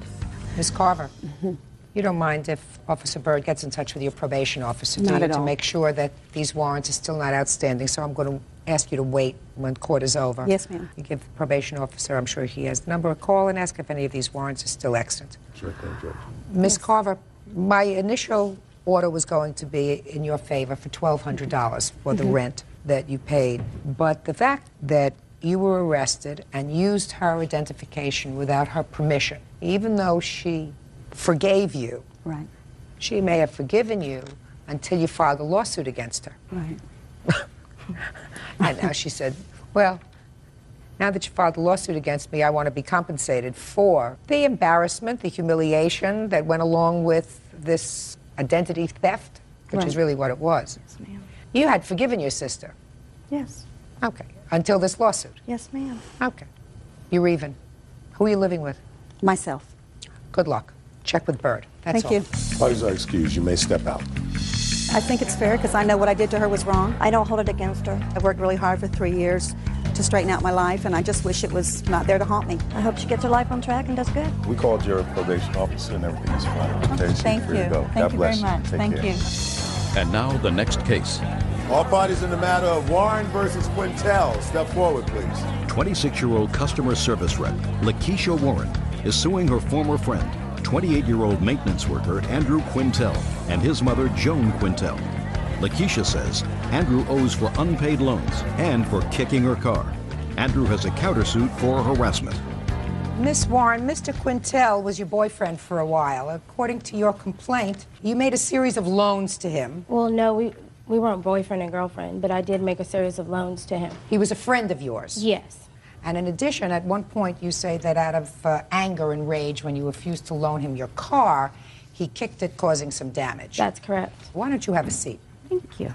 All right, when was the first loan that you made to him? 12/27 of 99. And how long had you known him before December of 1999? About 4 years. And tell me about how he approached you with regard to this money. Well, his job is like temporary, seasonal, so he didn't have any money. And since I worked full time, then he asked me, could he get a loan? You have a cancel check? Yes, I do. Can I see it, please?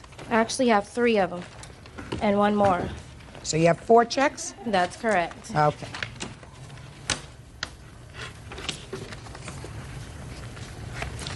The first check that you have is $19.99 for $200, and you made this check payable to his mother. Yes. Why? Because he didn't have a banking account to cash the check. Then I see checks in the year 2000.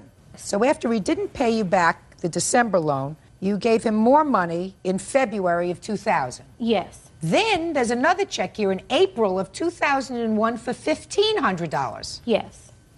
Well, tell me about that one. That's made out to cash.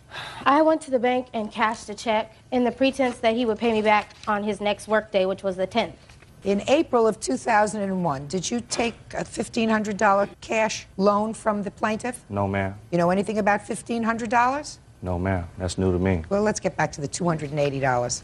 $280 that's owed for a couple of years now. She gave you this money. This is clear. These checks were written out to your mother. Were these loans for you? Well, ma'am, me and Miss Warren, we were friends for a while, so I mean... Could you answer my question? Huh. Yeah, that wasn't a loan. What was it?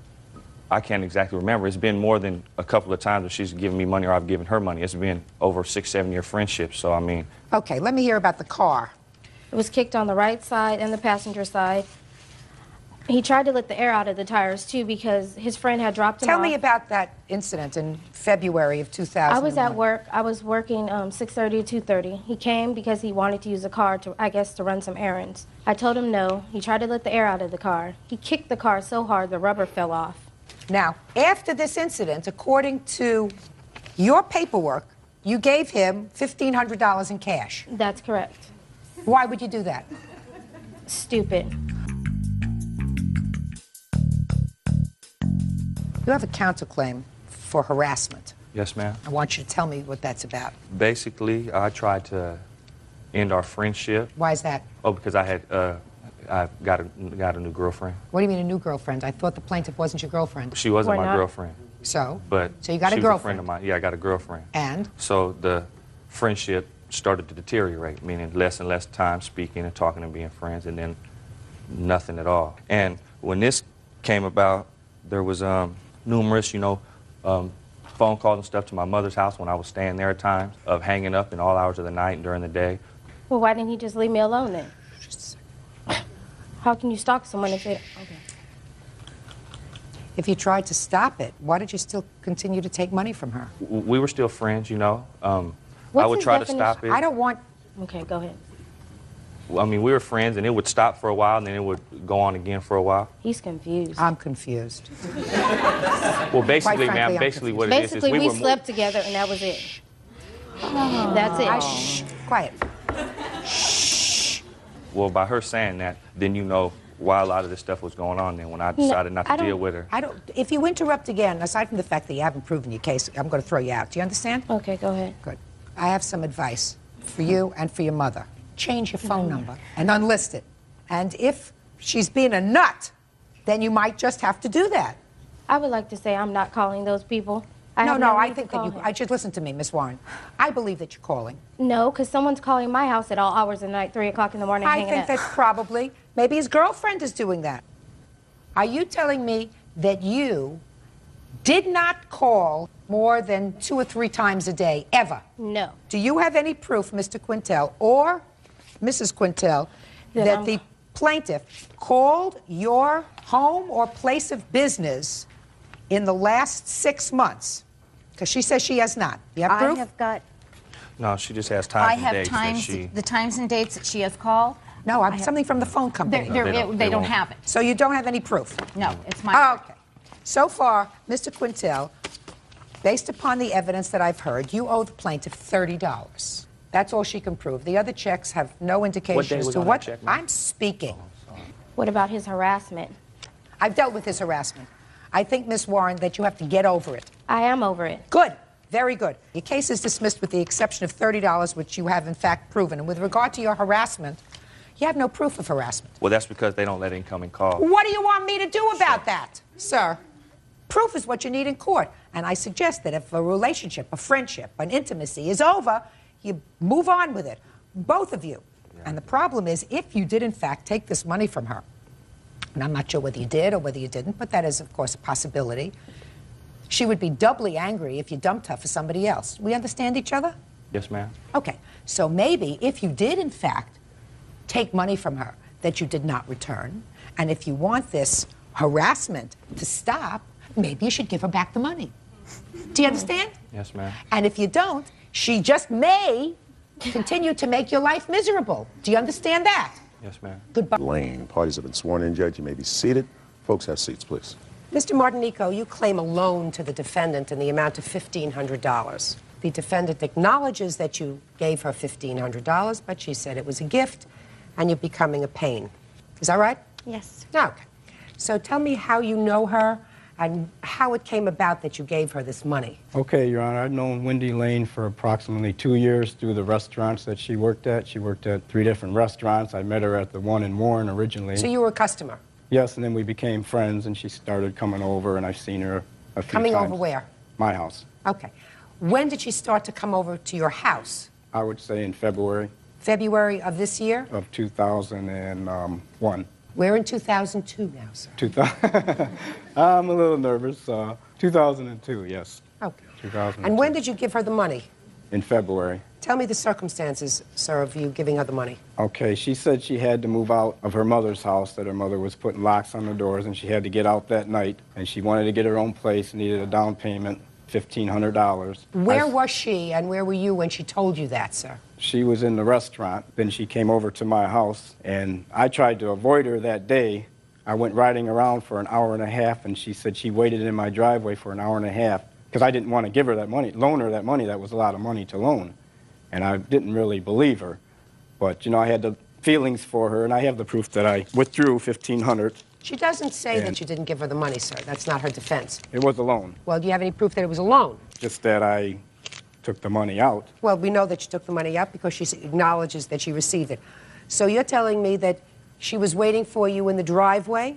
Yeah, I was trying to avoid her so I wouldn't be the nice guy and give her the money, you know, loan her the money. Then you went home and found her in your driveway? Yes. And what happened next? She came in and we talked and I loaned her the money and she said she would pay me back weekly. Just a minute. So you had gone to the bank before you came home? No, I had got this money like a week or so before I even loaned her the money. So you were prepared. You had this $1,500 prepared to give to her. To loan her. Listen to me. You had this $1,500 prepared to give to her at least a week in advance. Yeah, because she had asked me. Listen, sir, you really can't think that fast. You understand? I know you think you can, but you can't. So you already had the amount of money that she requested a week in advance of her coming to your house, according to you, and waiting for you in the driveway. Right, because she had been asking me. I understand. And you had it all ready. So according to you, you weren't sure whether you wanted to do it because it was a lot of money. Right. Right. Now I got it. Okay. So you gave her the $1,500 when she was at your house. Is that what you're saying? I ended up loaning it to her, yes. Listen to my question. At your house, you gave her the $1,500. Yes. Did you see her after you gave her the money? No, she told me she would call me that night and let me know where she moved. I never heard anything, so I got suspicious and, thinking, okay, she just used me, which I had the suspicions because I had given her gifts before, but this was a loan. And she said she would call me, let me know where she moved, so she never did. So I went up to the restaurant where she worked at that time, and she told me she didn't want to see me anymore and she didn't owe me anything. And I gave her a videotape back that she had gave me. Excuse me, Your Honor, that is not true. You'll get your turn in a minute. And that was that. Never heard from her. Then I asked her, did you move out of your mother's house? She said no. Okay. That was the idea of getting the loan. What was the repayment arrangement that you made with her? She said she'd pay me $20 a week, whatever she could pay me weekly. And like I said, I never heard anything. All right, Miss Lane, it's your turn. I've been waitressing since I was 14 years old. I'm 23 now. About 6 years ago, I met him. He was a regular in our restaurant. He had an elderly friend that used to come in with him. Excuse me, Your Honor. I don't want to hear you interrupt her. He would have decaf coffee, and his elderly friend. Can we get there, please? Sure, I would have his table set up for him. Can we get there, please? He given me gifts, 2 necklaces, teddy bears, candy, every time he seen me in the restaurant. Okay. He would come and see me in the restaurant 3 times a day. So you realized he was smitten with you? Right. For how long have you known that he was smitten with you? Few years. And when he gave you these gifts, necklaces, teddy bears, whatever, you thanked him? Correct. And you took them? Correct. Did it ever occur to you that that wasn't a smart thing to do? I didn't want to feel as if I didn't want to be rude to him, you know what I mean? All right. So you accepted the gifts? Exactly. Now let's get to the money. I mentioned to him that I wanted to pay my car off, and I wanted to move out of my mother's house. Where were you when you mentioned this to him? All American. At a place where you worked? Restaurant, yes. Yes. And a couple days later, he said that he would give me the money because he was a friend, and he needed a friend, I needed a friend, and he was going to help me out. Mm-hmm. He called me up and told me to come over and pick up the money, which I did come there, and I did receive the money. And he's told me to call him, and I said, okay, I will. 2 days later, he came into the restaurant, threw my video at me, made a big scene in my restaurant. My boss got very upset about that, and he said, well, where are you moving to? And I said, well, I was thinking about moving up north by my sister's house. He was all red in the face, big-eyed like he was like on drugs or something. He got very upset about it and left. Which, mind you, he wanted a relationship with me, wanted me to move in with him. Had he mentioned that to you before he gave you the money? Yes. He had? He mentioned it to me quite a few times. Judge Judy continues in a moment.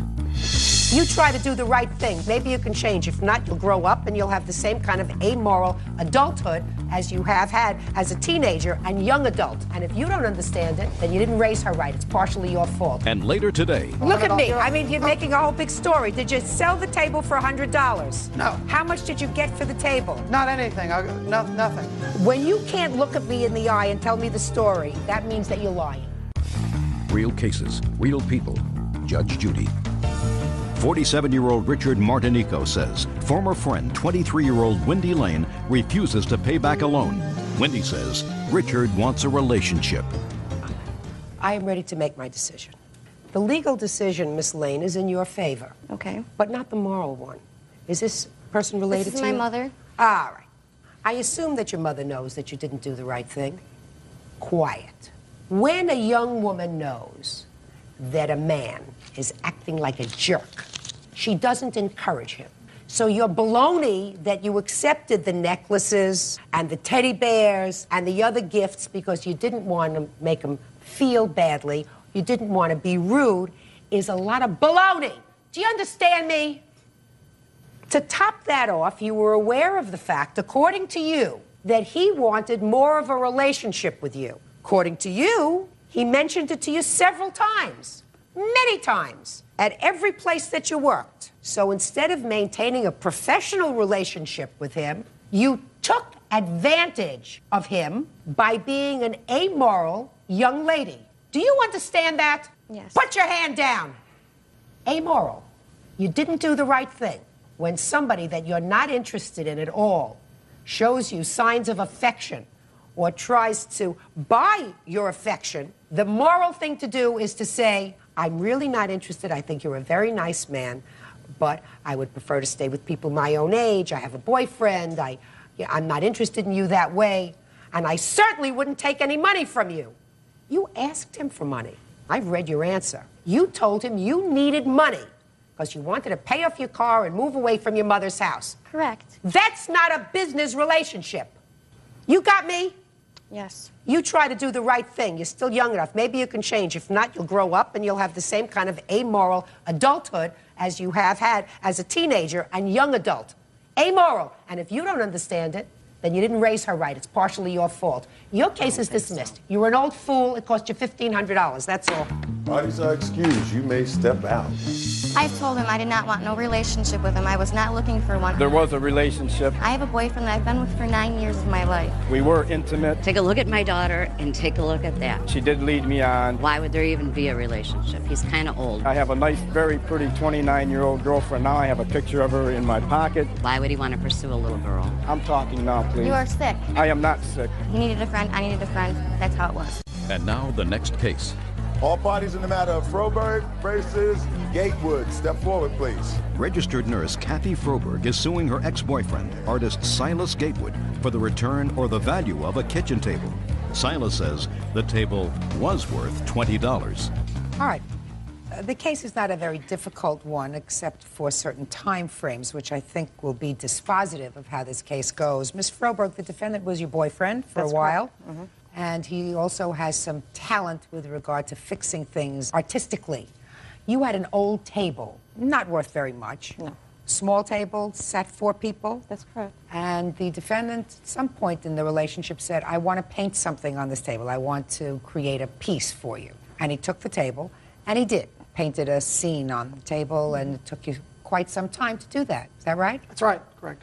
And you brought the table back ultimately months later, and you liked the table, but you noticed that your artwork was not perfect. There were some bubbles in the finish. So you said, let me take it back, and I want to fix it up, make it perfect for you. Correct. So far, correct? See how good you were in preparing the papers? He took the table back, and at some point, the two of you parted your ways. Now you want your table back. Defendant says you waited a very long time, and he ultimately gave the table away, or sold it. I don't know which one. Did you give it away or sell it? Basically gave it away. No. Mr. Gatewood. Yeah. Basically, There was no money exchanged hands. I gave did it you away. barter it for something else? I regifted it. What do you mean you regifted it? What does that Well, I gave it to a friend who ultimately said, where's this table going? I said, it's Kathy's table. She's not coming to get it. And he said, can I have it? And I jokingly said, she owes me there's a $100 discrepancy here. She's not coming forward with the $100. I said, you can pay me or give me a, Look at me. I mean, you're making a whole big story. Did you sell the table for $100? No. Did you get $100 for the table? No. How much did you get for the table? Not anything. Nothing. Well, then where were we going with this $100? And Your Honor... Shut, but just a minute. Mr. Gatewood, please. I have limited patience. Bird has less. When you can't look at me in the eye and tell me the story, that means that you're lying. Okay. Okay? So I want to know, regifted, she owed me $100. What was exchanged for the table? Nothing. So what were you starting to tell me the story about $100? Basically, he was going to fix a window for me. That was basically a trade. I said, if I give you this table, could you fix a couple windows? And he agreed. So I got a window repair. So you bartered? Bartered, yes. For the table? Your Honor, may I speak? Not yet. Okay. Now I want some dates from you, Ms. Froberg. In what month and year did you give the table to Mr. Gatewood to create this masterpiece? In the year 2001, in June. And when did he return the table to you? August. Is that correct so far, Mr. Gatewood? Yes, Your Honor. And how long did you keep the table in your house before you took it back to fix the bubbles? About a month. So far, correct. And when did you and the defendant part social company? End of October of 01. And when, for the first time, did you ask him for the table? After we broke up finally. I asked him Which for the was table. when? I asked him in November of 01. And my mother asked him as well. And what did he say? He spoke with my mother. He returned my call and spoke with my mother in November and said that he had been offered $1,000 for the table. Real cases, real people. Judge Judy. Kathy Froberg says ex-boyfriend Silas Gatewood refuses to return her kitchen table. Silas says after it sat in his house for 5 months, he bartered it. Okay. Did you ever have a conversation with the plaintiff's mother. Yes, I did. Is this your mom? This is my mother, Could you Doris. step up here, please? What is your last name? Voris. Ms. Voris, you had a conversation with the defendant. Tell me about that conversation. He returned the call that your daughter had placed to him. Yes. You answered the phone. Yes, and I asked him, since Thanksgiving was coming, if we could have the table back, since I was having a lot of company and I needed it as a work area in the kitchen. And he proceeded to tell me his complaints about Kathy and different things that had happened and gone on. And I said, well, you know, you have to take that up with Kathy, but in the meantime, I'd like to have the table back. We've got the 4 chairs sitting in the kitchen with no table in there. It's a playground for the cats. Okay.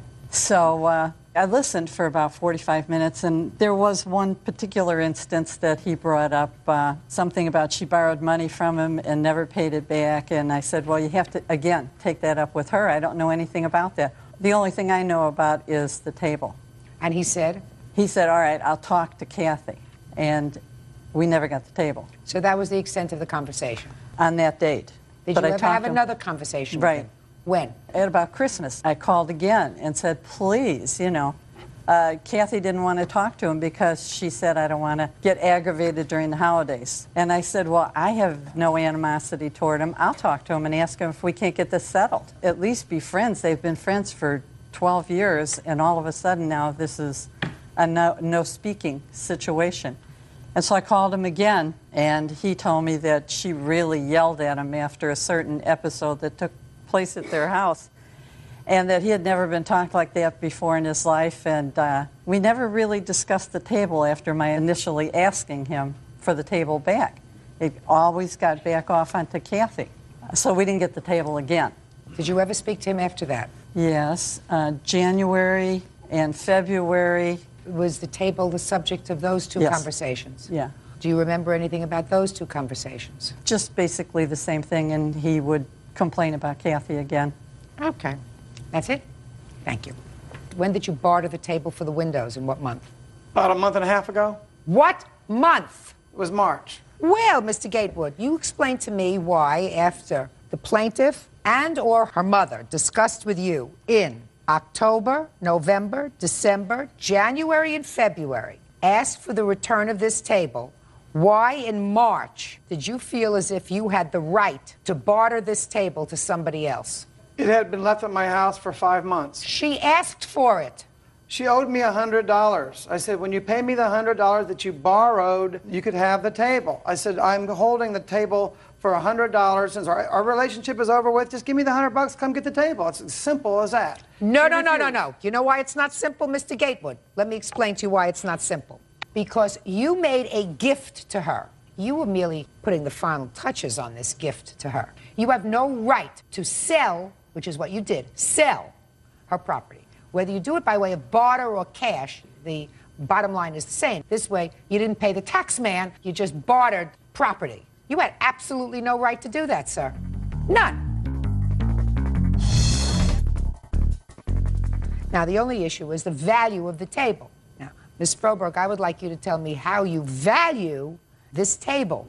It was an old table. It had probably no value on its own unless you count what he did to the table as adding to its value, which you have to. So now you have a table with certain enhanced value, but I don't know how to put a price on it. He said he was offered $1,000 for it. When did he say he was offered $1,000? You told that to your mother, but she didn't mention that to me. He said it to me as well in November. I want you to tell me, Mr. Gatewood, and be very careful because I'm going to, if I have a mind to, check on this. I want you to tell me about the windows that this gentleman took care of for you in exchange for the table. Describe the windows. It was a sliding window.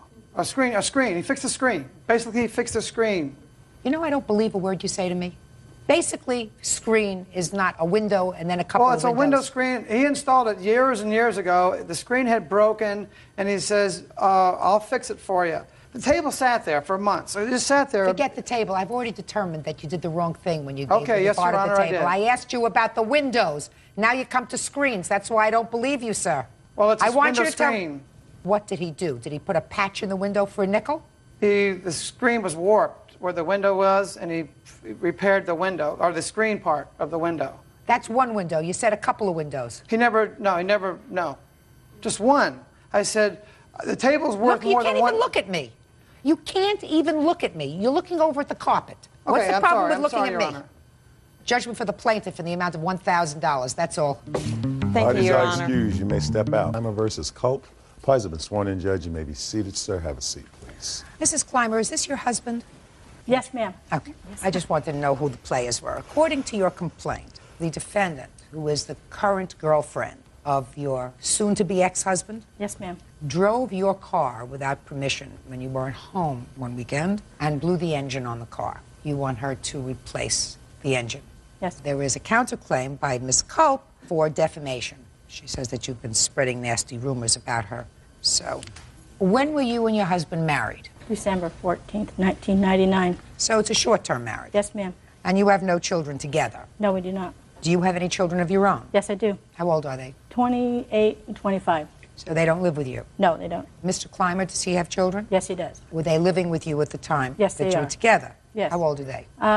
17 and 15. When did this incident happen with the car? Approximately on a Saturday. I left town. What date? I think it was around the 28th. Of what month? December.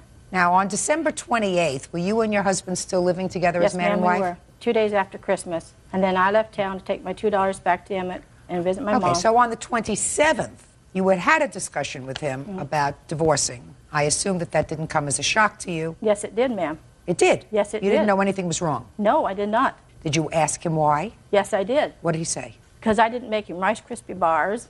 I didn't go to church. And just ridiculous comments why he wanted a divorce. So you got in your car and you left? Well, that following morning I left.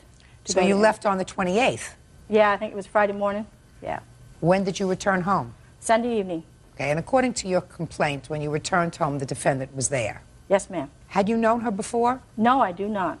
I don't even know who she is. She's never laid eyes on me before today, Your Honor. Should I get down to the... No, I don't want Okay. to. You found her in your house? Yes, ma'am, I did. And what did you do when you found her in your house? I went to the police station and asked her if she would be removed from my premises. And they said? It was community property and... Right, it and he was could have any guests that he wanted in the house? That's right. Now, when you were married in 1999, was this your house or was it your husband's house? No, ma'am, we just bought this house a week prior to this incident. Really? Yes, we did. And it's in both your names? It's in his name, but the money that went in this house came from my house in Emmett that I sold. How much money? Around $9,000. How much was the house? $59,000. Why didn't you have the house put in both names? I'm just curious. They said, I even asked him at the time, I said, is my name going to be on the deed? And they said, well, it's community property state, you are still reliable for this house. And I says, I want to know. I want my name on that deed, How old are too. you? 48. The last house, the house that you sold, was that in your name? Yes, ma'am, it was. Were you married at the time you had that house to someone else? No.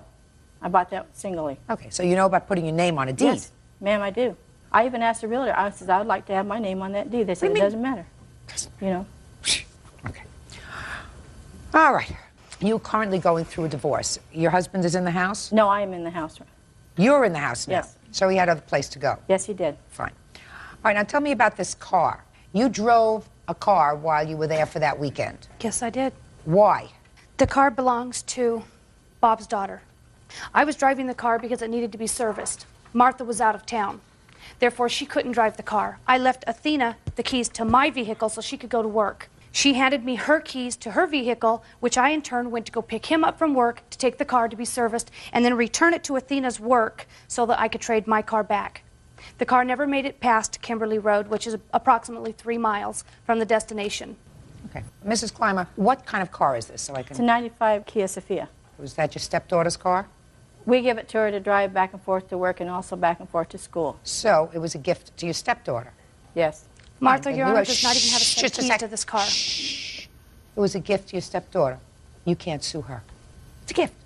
You made a gift to your stepdaughter, you and your husband. That car belongs to the child, and I assume that if the car is going to be fixed, it's going to be fixed by him. So don't take out your anger on him against your stepdaughter. That's ridiculous. So get over that. Let's get to your counterclaim. Your counterclaim is that Mrs. Clymer is telling people around town that you broke up her marriage and you're a home wrecker. Yes, it is. Well, that's true.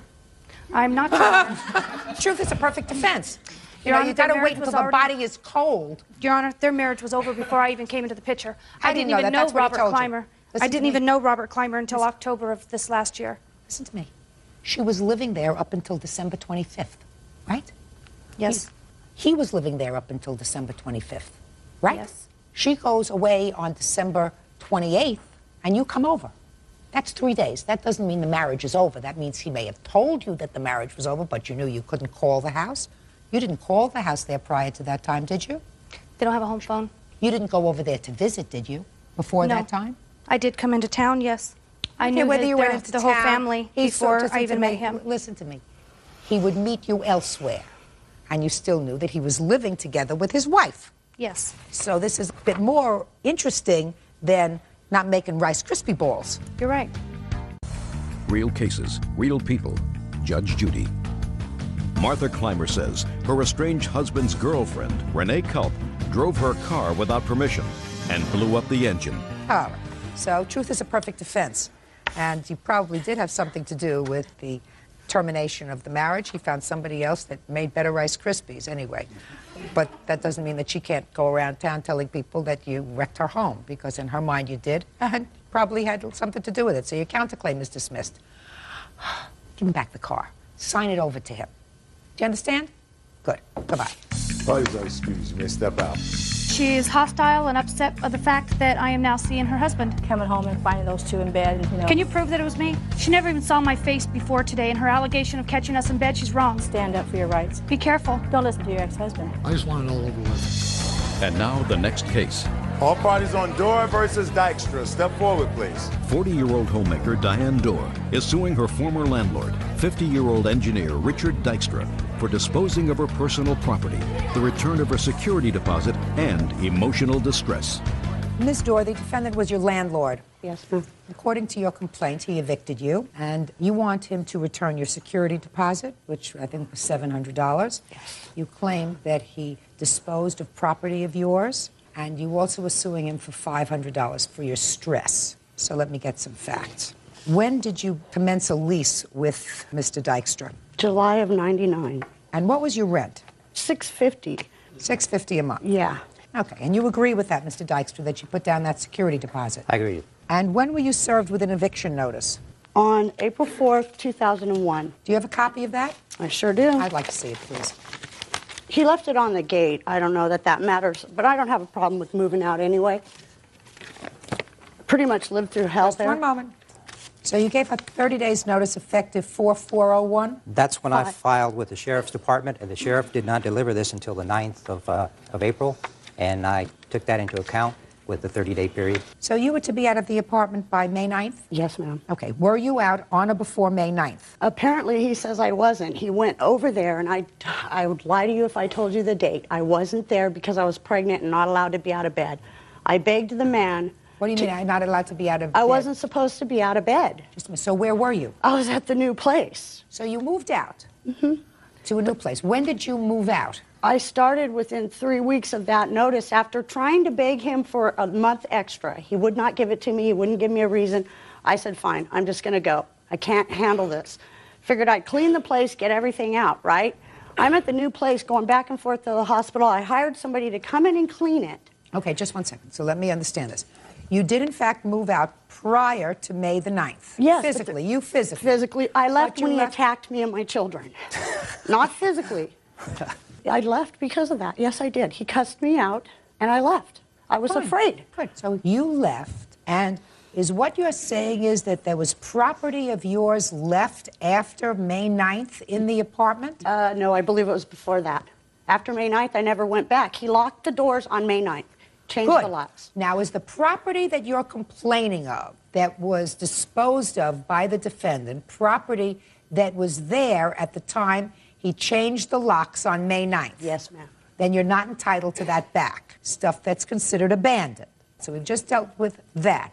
Now, you said you hired a cleaning crew. Yes, ma'am, I did. You weren't at the house on May 9th? Not. I might have been there once. I wasn't there when he came in and pushed them out and changed the lock. I was not there. That was on May 9th? Yeah. On the date that you were supposed to be out?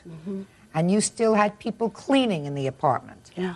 So he said what? Your Honor, she paid for the month of April. Okay, so that was covered. That wasn't the problem. Starting May 1st, there was no rent being paid. I gave her to the 9th, actually to the 10th, and so I was losing $20 a day at this point. He had $700 in deposit. Just a second. Don't speak.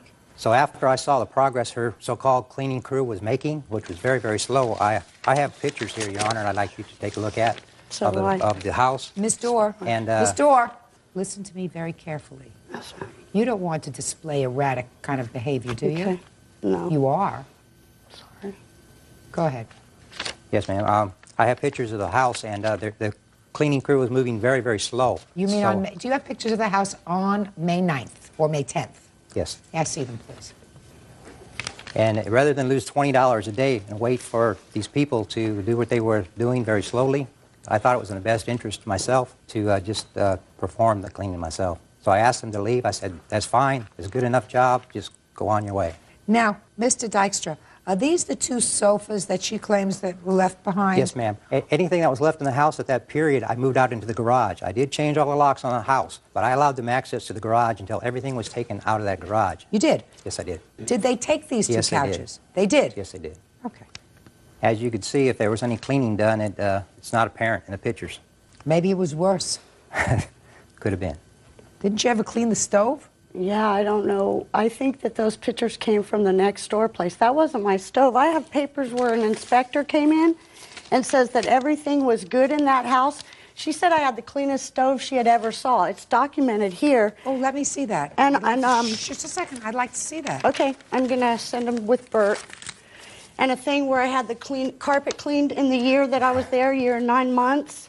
These are also pictures of what we were breathing and some of the stuff coming out of there that had damaged a lot of the walls and carpets. I lived there for a month without heat and continued to pay my rent because I don't want to be a bad person. You know what I mean? So I paid the rent, lived there while we breathed that. My kids were sick and going back and forth to the hospital breathing that stuff. Well, you should have moved out sooner. Well, we tried. I did the best I could, but I understand, and you're right, I should have.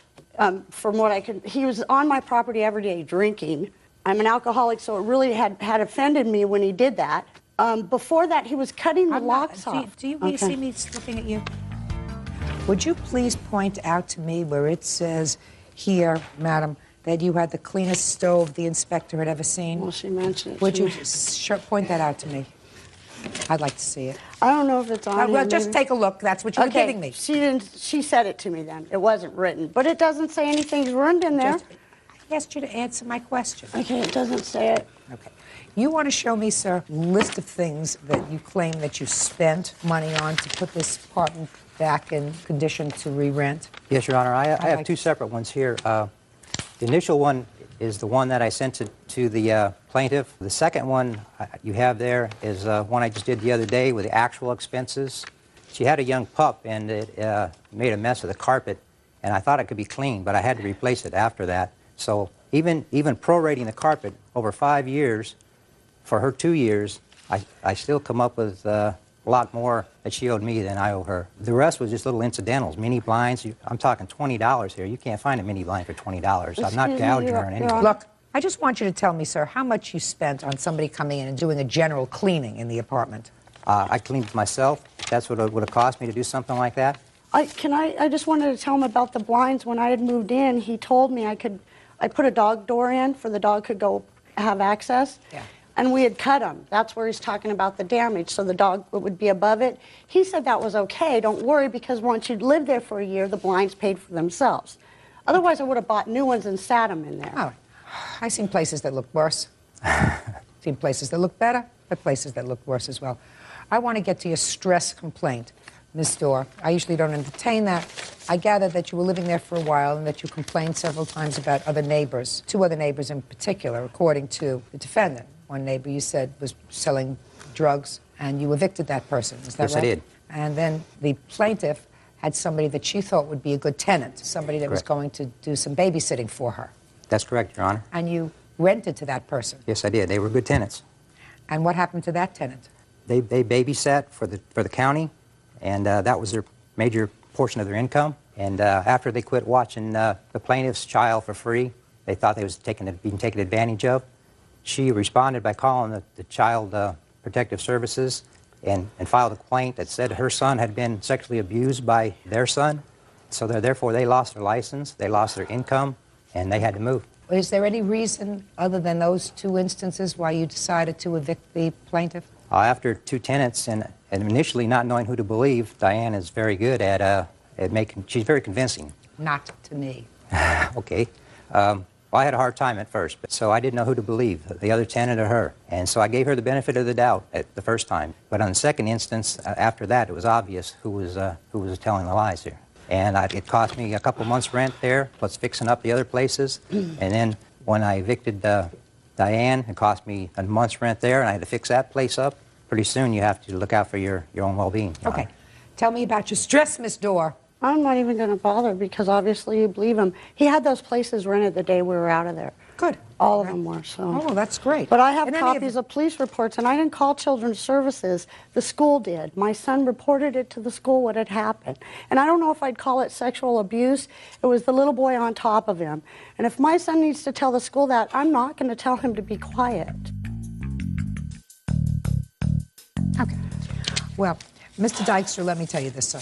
When a tenant moves out, things are never really perfect. You certainly are entitled to cleanup fees. I don't care who did it, whether you did it or whether someone else performed the service of cleaning up this mess, and there was a mess. And if you had a crew in to clean it up, they would have charged you at least $250 to clean it up, because that's more than 1 day's work for one person. It's more like 1 day's work for 3 people. Now, right now, $513 is the amount that I have that's deducting what she owed you for May's rent. That's correct. Because she chose not to be out by the 1st of May. If she were out the 1st of May, then you wouldn't have to pay any part of May's rent.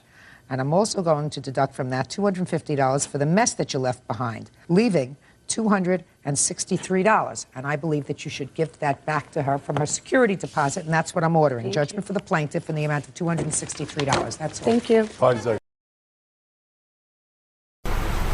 Các em thân mến, chào mừng các em đến với video mới ngày hôm nay nhé. Ở video này chúng ta sẽ tiếp tục ôn tập với chủ đề về hỗn số. Hỗn số là những số có dạng là A, B trên C, đúng không ạ? Và ở đây là A, B, C phải khác không và B nhỏ hơn C. A thì gọi là phần nguyên, đúng không ạ? B trên C là phần phân số. Đúng ạ. Vậy thì ở đây chúng ta thấy này, ở đây với bài toán này là bài toán tính giá trị biểu thức, cô sẽ đặt biểu thức này là biểu thức C đi nhé. Ở đây sẽ thấy để tính nhanh thì chúng ta sẽ thấy là để hoàn thành một bài toán chúng ta nên tìm cách tiện lợi nhất để chúng ta tính. Ở đây chúng ta có 2 phần 9, vậy thì chúng ta sẽ sử dụng tính chất giao hoán của phép trừ, thì chúng ta sẽ phép cộng thì chúng ta sẽ đổi vị trí của cái dãy số này sẽ thành 10, 2 phần 9 trừ 6, 2 phần 9 và cộng thêm với 2, 3 phần 5, đúng không ạ? Và ở đây các em sẽ thấy này, ở đây 10, 2 phần 9 thì chúng ta sẽ là 10 trừ 6, đúng không ạ? Cộng cho 2 phần 9 trừ 2 phần 9 cộng 2, 3 phần 5. Cái này sẽ bằng 10 trừ 6 là 4, đúng không ạ? Chúng ta sẽ còn 4 cộng với 2, 3 phần 5. Ở đây chúng ta sẽ tiến hành cộng phân nguyên, 4 cộng 2 là 6 và 3 phần 5. Đây là cách chúng ta cộng phân nguyên thì nó đơn giản hơn. Còn nếu như từ cái biểu thức này, nếu chúng ta muốn cộng thì có thể là chúng ta từ đoạn biểu thức này chúng ta có thể đi ra đây là cách 2, còn đây là sẽ là cách 1, đúng không ạ? Cách 2 ở đây thì chúng ta sẽ đưa số này về cái dạng gì nhỉ? Phân số đã thành 13 phần 5. Còn 4 ở đây thì chúng ta sẽ chính là 20 phần 5 cộng 13 phần 5 bằng 33 phần 5. 33 phần 5 thì C sẽ bằng 33 phần 5 sẽ bằng 6. 6 nhân 5 30 cộng thêm 3 phần 5 nữa. Kết quả hai kết quả này giống nhau với hai cách xử lý khác nhau của em nhé. Và các em nhớ là để chúng ta gộp những cái thành phần như thế này lại với nhau thì chúng ta sẽ tối giản hóa bài toán và nó sẽ bằng 4 của kết quả này, đúng không ạ?